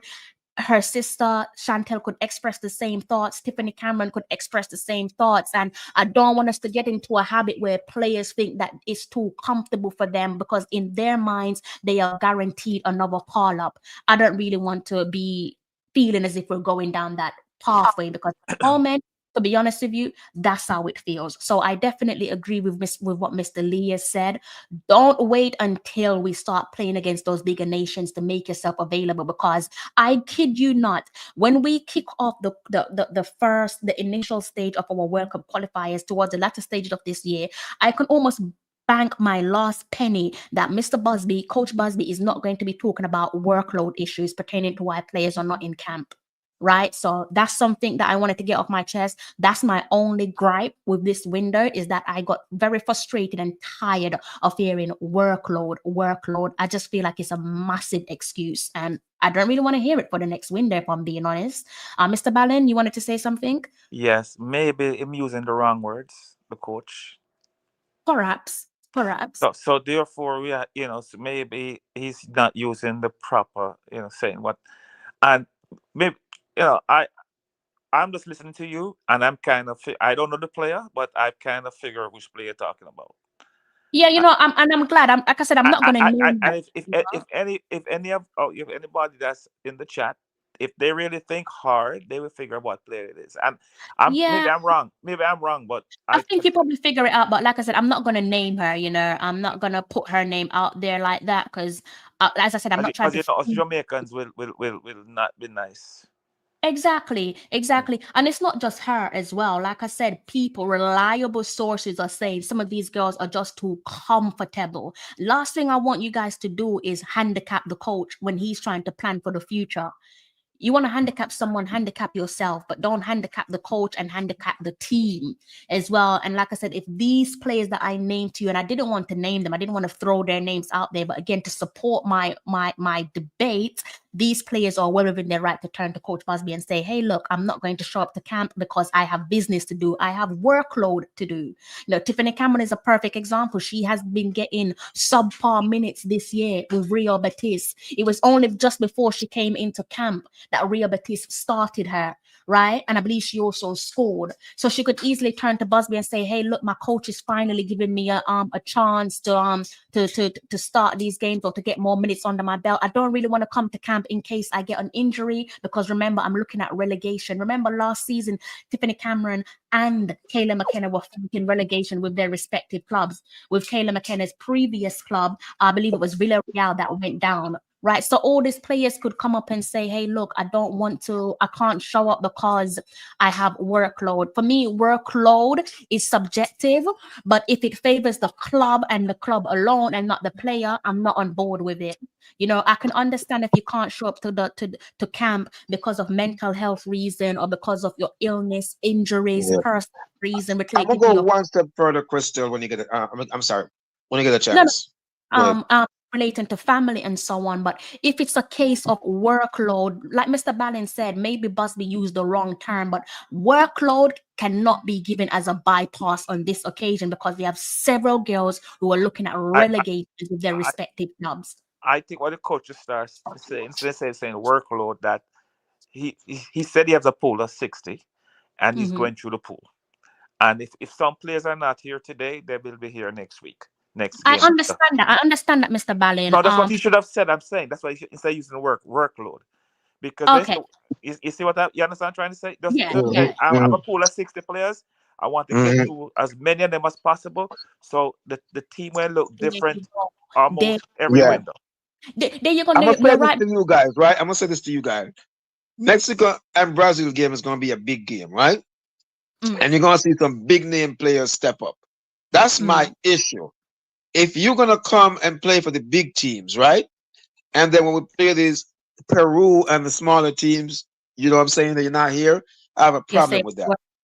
Yeah. That is my problem. Some of them agents, the agent telling them don't go play this game, go play that game because it's good for their resume later on. That's the problem I have. And also some agent may tell him don't go play that game because they feel lonely or suck.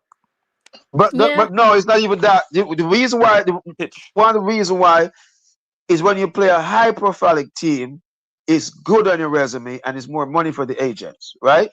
That's one of the major things. I think when you play a high-profile team, yes, and if you do well, it builds up your stock. Yeah. Even if you don't do well, just the fact that you in the there's the fact that you play against a big country like you know, Brazil or the USA, it's good for your resume. And if you do good, my God. Down up the roof because you have these scouts that attract you, you know. So how much, you know, you step and you pass and this and that, right? Yeah. Yeah, and you know, before I forget, big up yourself, Jason Guna. If you guys are new to, if you're not familiar with Jason Guna, kindly go over to his channel and hit the subscribe button. I hear what you're saying, Jason Guna. I'm not sure at what time you tuned into the channel, but as I said, I can't accept workload. I think Mr. Ballin summed it up correctly that he perhaps Busby used the wrong terminology or the wrong reasoning on this occasion because Alison Swaby and Crystal Palace, Leicester City and Chantal Swaby, Tiffany Cameron and Ria Batiste, Kayla McKenna and her new club over in Switzerland. There are players there, and Sade with Hearts, there are players there who could argue and say, I have workload as well. And to be honest with you, you know, I hear Mr. hear it. Guna, sorry. I don't like when people just come in. Big up yourself, Mr. Guna, and just get the tip of the conversation. We have a broader discussion about, about players not being available, but it's not just it's more to what we're saying, So it's a broader conversation we're having. We're not just picking on some players, but if you have to go back and listen to everything that we said. Go ahead, Crystal. Thank you for that. Like I said, I'm not sure what time he came into the screen. Maybe he came onto the back end and didn't hear the earlier explanation. But as I said, there are teams there, we have cup games coming up with a couple of the girls in the squad, and they could easily turn around and say they're not going to be risking their injuries because they want to finish the season on a high. Alison Swaby, I'm sure she wants to stay up in top flight of football. All of those girls that I named, they want to stay in top flight of football, and fair play to them, big ups to them for answering the call up, because they could easily be saying at this point of the season, I can't accept that call up. And to be honest with you, I understand what Busby said again in relation to the club. The club is there 9 to 5, and again, that's something that I've echoed on my channel on multiple live streams. The club is where they basically make their money. I get it, but also when you think of these English clubs, back in the day, I'm not sure if they do it now, but back in the day, especially where the Reggae Boys are concerned, some Reggae Boys had in their contract that they should only play for England. Right. So I think there's a snobbish attitude when it comes to Jamaica, because let's look at these girls. If it was England that called them up, would their club be telling Busby that, we need them or XYZ? Even the player themselves would have pushed. The players themselves would have pushed back and say, no, I'm going because I might not get that opportunity again. You see what I'm saying? That's why I rate Bobby Reid. That's why I rate Bobby Reid. Rate Bobby Reid and Mikel. Go ahead. There's a British manager, English club manager, that told a reggae boy that the CONCACAF is not a real football league. Yeah. And that's about the African Cup, Nation Cup too. Yeah. It's not a real thing. So if it's not white, it's not real. Yeah. Exactly, Mr. Ballin. And this is why I'm saying, Mr. Ballin and Mr. Lee, that I'm not trying to be negative for negative's sake, because yes, negativity sell, but I am not trying to sell nothing for viewership's sake. I'm saying we must nip these nonsense in the bud. Yeah, and if it's a case of if it's a case of Coach Busby being a little bit too naive with these club and pondering to them, then he needs to stop. Because they don't rate us anyways. Because you're not going to tell England or an America, XYZ, can we? No, that's not our business. That's not our problem. Recruit proper when summertime come. Recruit proper when wintertime come. Go sign some free agents. We are not we shouldn't be worrying about your issue, because we have bigger fish to fry. We're trying to go. If it's out of the players' control, we understand that, right? Because you do have some of these coaches, threaten them and say if they leave, they're not going to get their starting spot, right? But FIFA rules that they cannot stop them, But the main problem, the main factor that we have when players deliberately choose not to come, choose not to come to certain games, those are the ones that we have an issue with, not the ones that have a real issue. You know what I mean? Is the ones that duck and dive and choose which game they want to play. That's the ones. Yeah, 100%. Yeah. Those that are hiding and watching. For weird to say, if we qualify, then they put up their hand and say, me. No, we don't want to call it out. I don't care if I step on your toes, but wrong is wrong. Wrong is wrong. The wrong, you're not going to use my country. You're not going to use our country. We're not tolerating it. And I feel like people feel like they can get away things because it's women's football. If that is the case, then shame on you, because you have no respect for your passion. Because you're basically taking because it's women's football and people aren't watching you. We are watching. And Mr. Guna, what the next thing we'll say, Mr. Guna, some people put up their hand and say, I want to play for Jamaica, which is just a cry for the next national team to come and get them. So they will use us as a scapegoat just to get what they want, right? And they put up their hand and they say, me, but they don't want to come. They're just trying to get another country to come and get them. And so after a while, I think we should leave these people. That's all I'm saying. Leave them alone. If you're not coming now, don't come. Exactly. And I think that, again, that was my only gripe with this window. It's just this workload is just nonsense. I'm sorry, the greatest of respect is just, I'm just not accepting it. You know, I can't accept it because too many players there have so much at stake. God forbid, Alison Swaby, Chantal Swaby, they could each, you know, Tiffany Cameron, Kayla McKenna, they could have picked up an injury. They could have picked up a season-ending injury. And then that puts more pressure on their clubs who need them to perform. Like Leicester City have it hard, guys. Leicester City have it hard. I'm gonna see if I can bring up Leicester City's fixture. Like Chantal Swaby has it hard over the next string of games. I don't know how they're gonna. I hope they can pull it out the bag, but they have it hard. And you know who else have it hard, guys? Of the lot, Crystal Palace. Let's look at Crystal Palace. Crystal Palace are right there, rock bottom, right, rock bottom. You can see the screen, right, guys? Yeah, I'm on my phone, so it's kind of difficult. But okay, so Crystal Palace is at the bottom in 12, and Leicester City are in 12th place, right? So let's look at Crystal Palace and look at their next fixtures. They got a lot of derbies coming up, yeah. So tomorrow, matter of fact, they're playing against Taylor Hines' Liverpool. Big game. Remember, guys, they need points. One of the biggest talking points between these two clubs is that they're both sacked their managers. Both of their managers were basically announced as being sacked today. So that's a big game for Taylor Hines and Alison Swaby, right?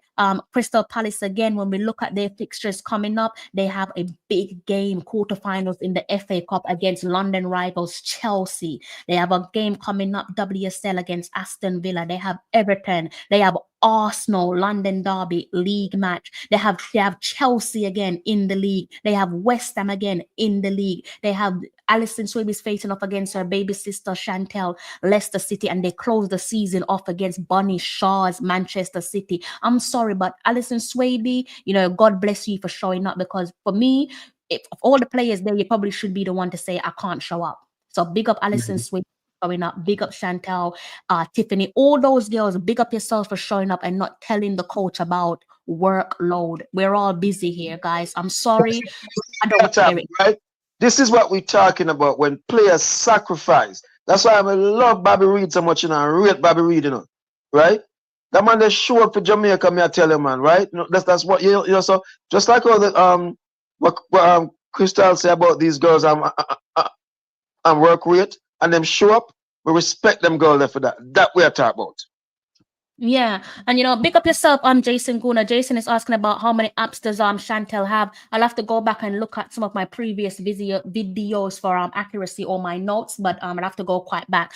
So with Chantel Swaby, similar to Alison Swaby, we know they're both new to their respective clubs, Leicester City and Crystal Palace apiece. And the reason why I'm saying there's an argument there for workload, you have to think about it in the grand scheme of things, Jason, is that Chantel Swaby, a bit like her other teammates, cannot afford to pick up an injury at this point in the season because she has yet to solidify herself in the Leicester City, the Foxes starting 11, right? And if they go down into the second tier of women's football in England, that may be a case of her needing to look for another club, right? So I see people doing good. I have to give them credit. The Swaby sisters, I never have to question their commitment. Jodie Brown, I don't have to question her commitment. And I'm going to place the flowers firmly at these girls' feet because they deserve it. Kayla McKenna has had to go from Peru, guys, to Switzerland because she's now playing in Switzerland and she has shown up. So if anyone's going to complain about workload, Kayla McKenna could say that I cannot come because of my workload. But Kayla McKenna knows what time of day it is. Kayla McKenna knows if she don't use these camps wisely, her ghost is cooked because when Bonnie Shaw comes back, no one is budging her. But you got to give the coach something to think about. So what that tells me is that the Swaby sisters and your Kayla McKenna, those players are not taking their place for granted. That's my interpretation of all of this. They are not taking their place for granted. Especially and one more thing, Crystal, let's be fair. Bonnie Shaw is coming back from an injury. And she's only playing a half, the second half of her team, right? So as you can see, right? So this, you know, we're not excusing her either, right? But we know that she was injured, right? We know she's just coming back. So I'm not gonna attack other people and say Bonnie Shaw. No, Shaw is genuinely just coming back from an injury. So right, so we have to respect that.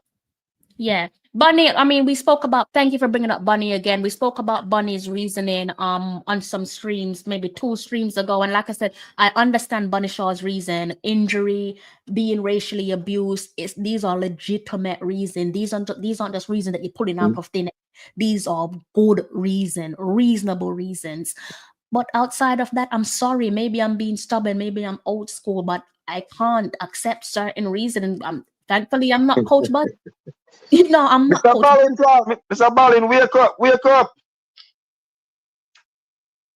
I am still here. I'm still here. I was just talking to my better half. The carrot juice soaking now and you're going to sleep. No, I was just talking to my better half. Sorry. Guys, before we close off, maybe just 15 minutes more, we have to talk about Mr. Dennis Chung.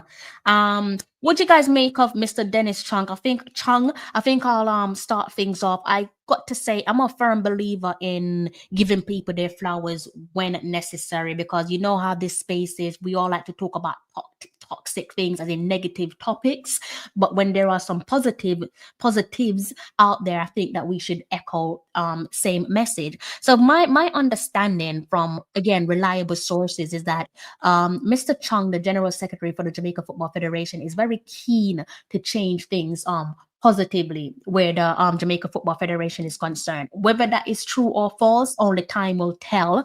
But I think there's an indication there that he is trying to what degree, I don't know.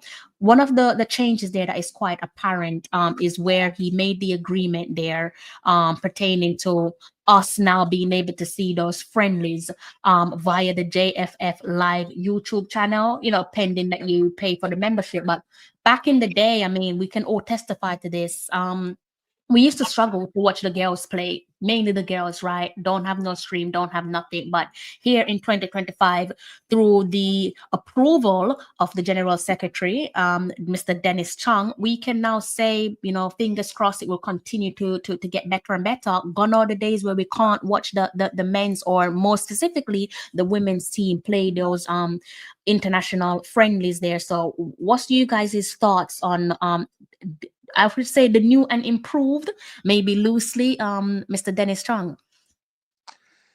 I think that is a good thing that we can see most of the Reggae Girls. And they did show the second game, but it was a delay.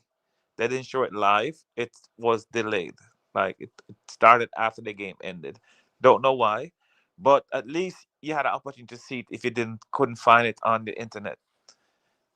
Usually, we don't see any part of the game. We just read a little snaps on the paper, and that is it. So this is a positive. That's all I can say. And I'm willing to pay whatever it is, the $9.99. I'm a member because I want to see my Jamaican team play. You know what I mean? At all levels, whether it's under 10 to the senior team. So it's positive. There's a positive move, Mr. Chong. And hopefully it get some more ideas. And also, it's a next positive move about the JFF is that they have now a new Jamaica professional female football league.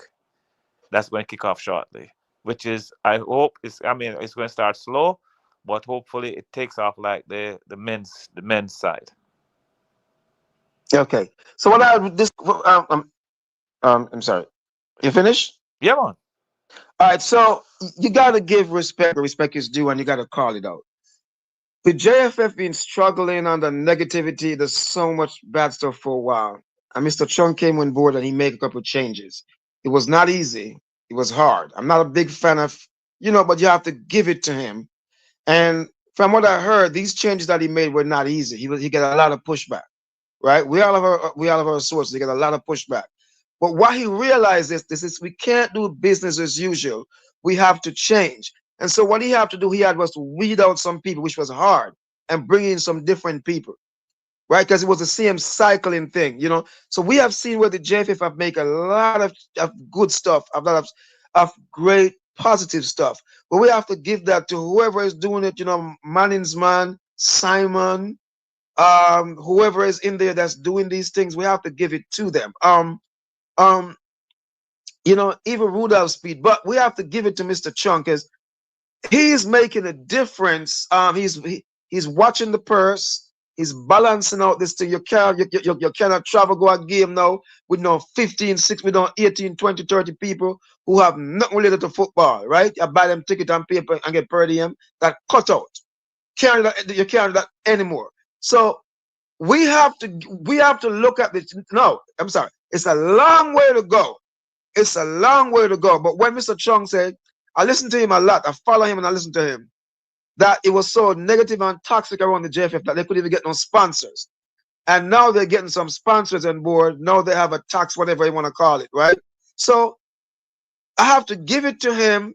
I have to give it to the changes that he made. The issue with the girls, you know, he tried to work it out, you know, and, you know, it's a long story right there. But I see where he's learning. He's making, he made some mistake. He's fixing it. And I think, this is just me. People can beat me. I think he realized that it's the best for the country and the best for everybody when the JFF is in a positive light, right? So you have to give that to Mr. Chung. I'm not looking for a job from the JFF. No way, no how. So people don't better come here with that. But we can all agree that he's making a difference. He's doing things that, you know, he's making a change, and he's putting it like these 3 ladies that I see in, right? I don't know if this is his doing, but this is something good because we have a male and a female team, and you having these 3 ladies. You know what I mean? Crystal talked about them last week. This is the kind of stuff that we want. You know, we want the female to be feel like, you know, they're part of it, you know. So, Mr. Chung, big up yourself if you're listening.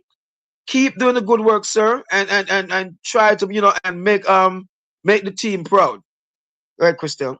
I laugh because big up is BM Brian Mighty. Is that Brian? Yeah, man. Big up yourself, Brian. Big up Bram Sport. I lost train of thoughts. Oh my god. I've lost train of thought. No, you're going to talk about the job situation, looking for a job. I know. Yes. I know that's where you're going. Thank you. You're damned if you do, damned if you don't. Because if you say anything positive for so whose initial is BM? He says no, I'm not Brian. Okay, well, big up yourself, BM. Sorry, Brian. I thought this Brian was you. You're damned if you do, damned if you don't. If you speak positively for JFF, it means you're pro JFF.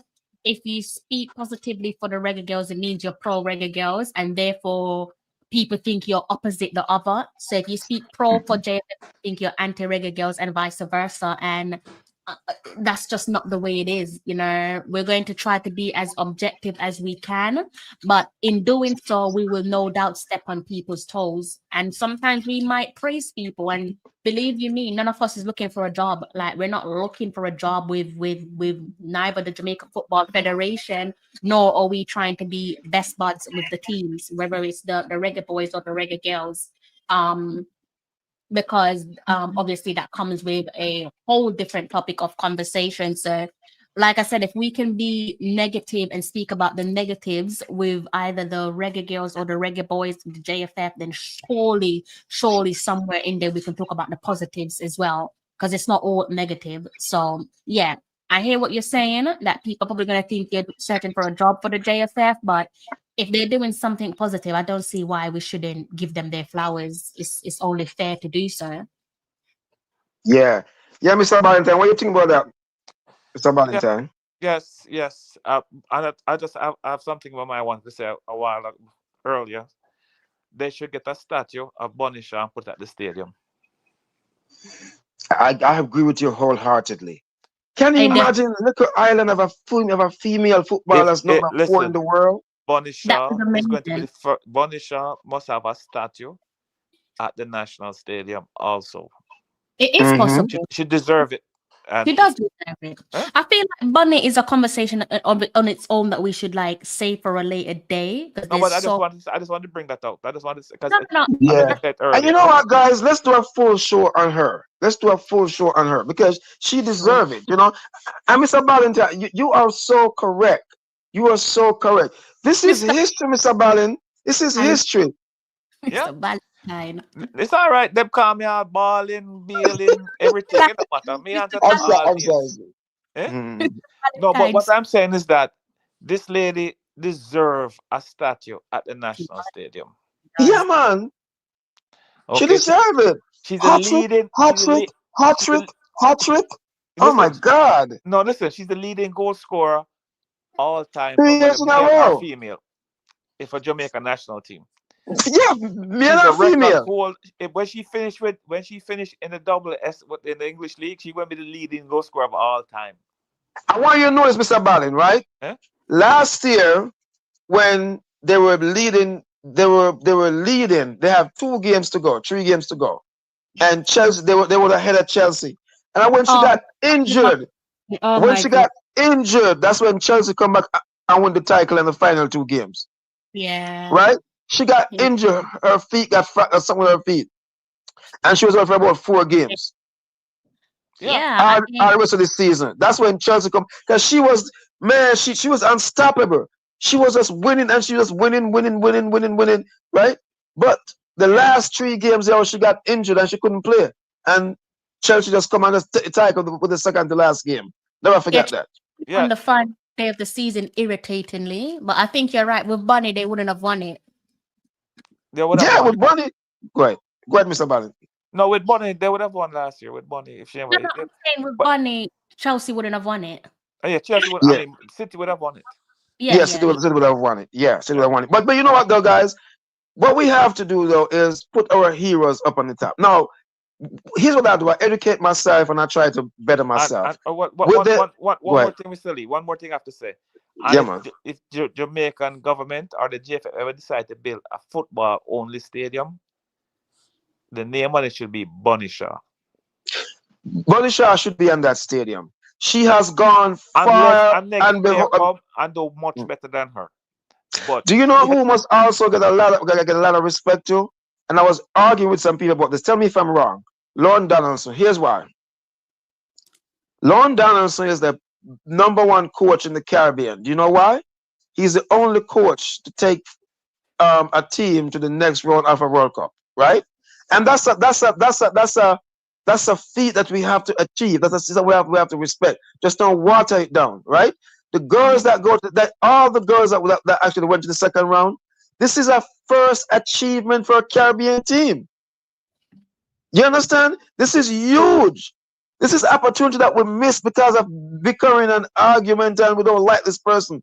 This is a huge missed opportunity. That's why let me tell you something. But I also educate myself on this.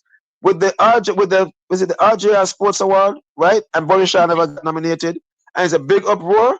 When they come out and they explain to us how it go, it makes sense. But what they do now, they need to go and change the criteria, not just for country, but if you're playing well for club also, right? So that's why, your Bunny Shaw never get nominated the 3 years in a row. It's because it is about country, not about club. And so I don't know. Go ahead. Sorry. Why I'm saying they don't care about football is strictly what that's telling you is that is mainly about athletics. Because how many of these athletics are competing for clubs? Yes, but listen now, that was my thinking at first. But when the man come out on Sportsmax, I have 2 hours and explain it, and this rule was there, and he go back and it start make sense though, because I was critical, I was heated. But when he explain it now, when he explain it now, right, and he said, look, how many boxers won? How many? So, and when you look down the years, you say, yes, it is about playing for the country, not for club. So what they need to do now is to go and change that rule. Those athletes that won, they run for Jamaica. You have to look on that. They need to change it, not just for country, but also for club. But go ahead. Did Dean Burton win it 1 year? Because he scored a couple of goals. Yes.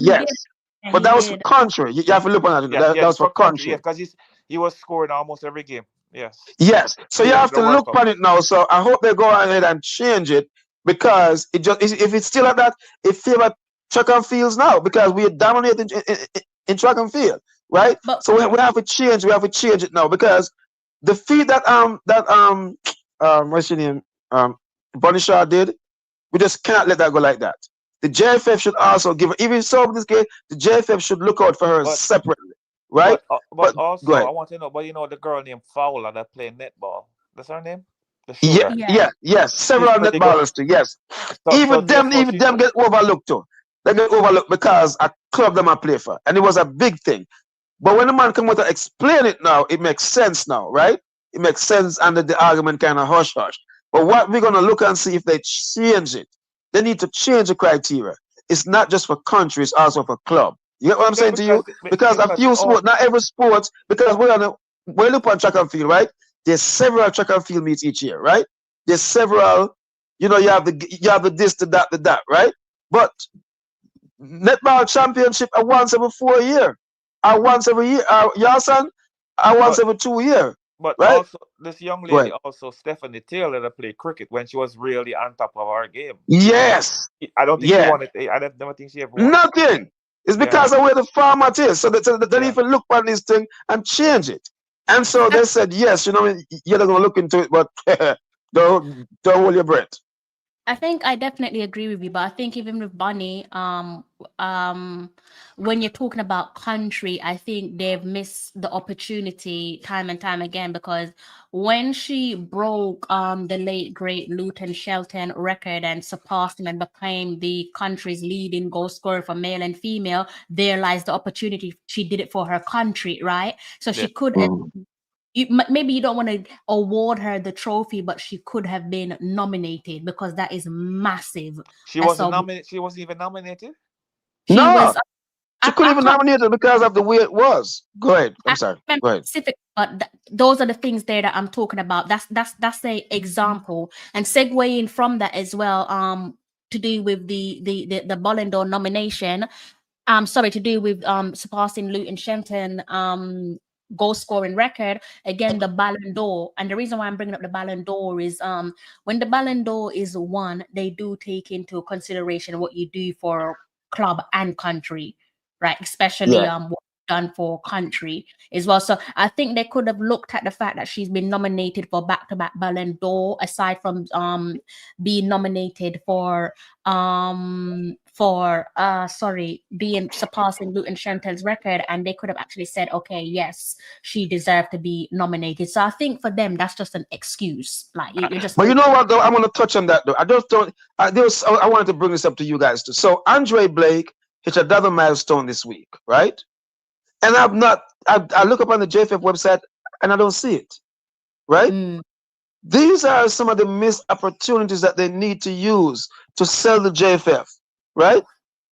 He hit a big milestone. There's several other reggae boys who make it to the next round of the CONCACAF Championship, and there's nothing.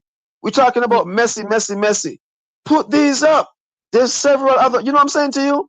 This is a missed opportunity that they're doing. So it's not just, it's just, come on, man, do better. Like I go to the flowers a while ago, but this is where we're beating now.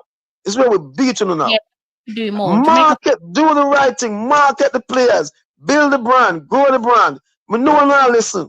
You just make the thing right now, man.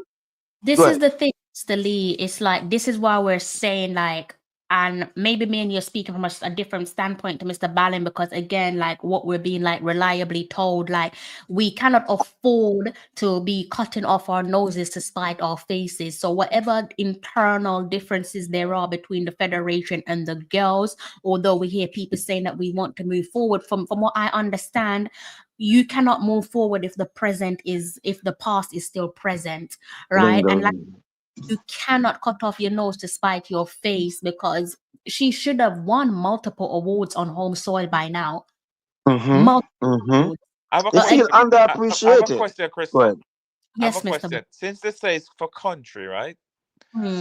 So when is the sports year? It's from January to December, or they have a yes. I'll tell you what I'm gonna do, Mr. Ballin. I'm gonna find it. Let me finish.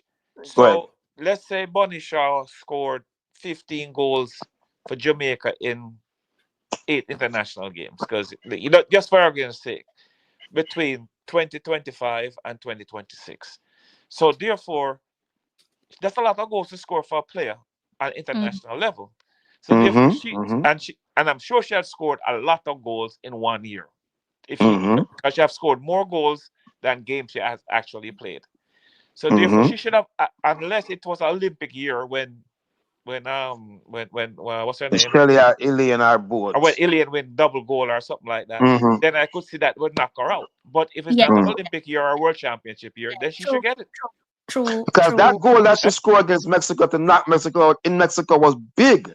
Because I was arguing with someone about that. That's only one goal. She scored 3 goals in that playoff. No, I'm talking that goal was big. Yes, but that goal was big. Yeah, no. Right. What I'm trying to say, she scored 3 goals in that competition, right? And she scored about in that year maybe. You see, because the World Cup goes into 2 different years, World Cup qualifiers, it's kind of difficult for her. If the World Cup was all in 1 year, we should score like 15 goals in our World Cup qualifiers. That's why. That's why I'm gonna send the thing for you. I'm sorry. Keep going. You see, because it's split into 2 years, so the goals are shared. She scored 7 goals this year and 8 this year, so it don't look that great. Yeah, but so that's why I'm gonna send the Sports Max thing to you, right, so you can listen to it. And so that's why we're saying it was unfair. Right. It favor track and field athlete now, the way a track and field athlete is set up, calendar set up. It favor track, so it's gonna be if they don't change it, it's gonna be dominated by track and field. Nobody's gonna get a chance to win. Nobody else. For you, when was the last time somebody other than track and field athlete won it? Years. That's what we're saying. That's why they're saying the thing. Me back to Dan Burton. At 20 years, that's in a boss man. At some 30 years, that's at 27 years, that's Yeah, but I'm sure. But you see, again now, Dan Burton did it over 2 years, because he went World Cup from 1 year to the next year, qualified. Yes. So therefore, Punisher should I get it because she carried Jamaica to 2 World Cup. But then you gotta understand, you have the track and field the same year when she come. You understand? And so we get what I say what the track and field. But what we are saying now is that the format needs to change. To make people know we're not fighting against track and field, because some people think we're fighting. But no, it's on Sportsman. It was a big thing because they have invited come and clear this up because we are so confused as to why Bonnie Shaw is not nominated. She did this 3 years in a row. So come out and then break it down, and at the end of the day, it makes sense. Even if we have to shut up, it makes sense. But until this format is changed, it's gonna be dominated by track and field athletes. So I'm gonna ask you a question now. So let's say in the Jamaica Premier League, they play 39 games, I think, in the Premier League, or somewhere around to that. Let's say a player score 50 odd goals in the Premier League. Him can't win it because that's a country. It's country. That's what I tell you, man. Country. That don't make no sense then, because if I want to score a whole heap of goal in the Premier League. And that's why the master have to go change the format because it's not correct. If it stay this way, it's gonna be dominated by a track and field athlete because we're getting better and better in track and field. So whatever I said, if it's not changed, it's gonna be the same thing year after year after year after year. I think what's going to happen, in relation to what Mr. Ballon was saying, is they'll make excuses and they will talk about the quality of the league. Like even the voters themselves will talk about the quality of the league and say, okay, because there has to be a conversation before these athletes are nominated. I'm assuming, right? I think they would argue that the quality of the league basically. But you know what? So just listen to this though, right? You guys have to listen to this thing from Sport. Mega find it and send it to him. And I think once you listen to it, you're gonna say, okay, there's no way it's gonna be fair unless this is changed. Until it's changed, it will never ever be fair. So when I listen to, just listening to her, going through her, her emotions and stuff like that. But it's fun, But no, that's when you come from St. Thomas, Mr. Ballin. We have to watch myself because you know them St. Thomas people, them Mr. Ballin, right? Mr. Ballin. Look like in gone. I think he's here, but I think he's mute him, Mike. Sorry. He's probably drinking his carrot juice, right? But hold on there, guys. No. What I'm trying to say here is that watch what you do tonight, because looking at your house properly, because some things may turn up in your room. I'm tired for your nonsense. I'm about to close on. I'm gonna open my Bible now. I'm open my Bible and put it as Psalm something. I'll be prepared. 23, the Lord is my shepherd, I shall not. I'm about to Chris, I'm gonna put your Chris down. Big God. I can't hold on to this no more, sir. I'm about to close Crystal, up. Yeah, man. We got it's that. all I love here. later It's was all about love now. here. Love 100%. Yeah, man. Say- Enough respect. Say again, Mr. Ballin. I can't hear you guys. It's all love. I know. I'm just bursting Yeah, for the. man. But you know, if a beat, you can't come from St. Thomas. Listen, I don't mind the Crystal, beat. go and get some sleep. We're tired, yeah. Everybody, good night. Thank you for coming out. And I'm going to find that show up on Sportsmax and send it to you all, okay? So we all can watch it and get to understand. All right? See you guys Big up next week yourself, man. Friday. Mr. Ballin, big up yourself, Mr. Ballin. Yes, see you guys next week Friday, and also see you in April when we bust Mexico. But Yes, man, we're gonna be. But you know, yeah, man. All right, that's something.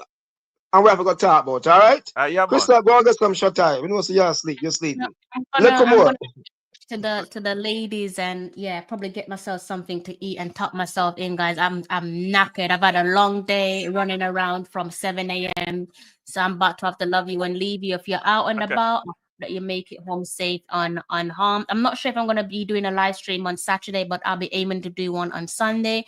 If you're new to the channel, please do go ahead and hit the subscribe button. Before I forget my manners, big up to Mr. Lee and also big up to Mr. Ballin for blessing me with a moment of their time. I don't take your time for granted. Big up you guys in the comment section as well for supporting my channel. I am absolutely nothing without you guys. Good night, good evening, and good morning to each and every one of you. And you know how it goes. Until next time, take care. I'm John Barnes, and you're watching Talawa TV with Crystal Davis.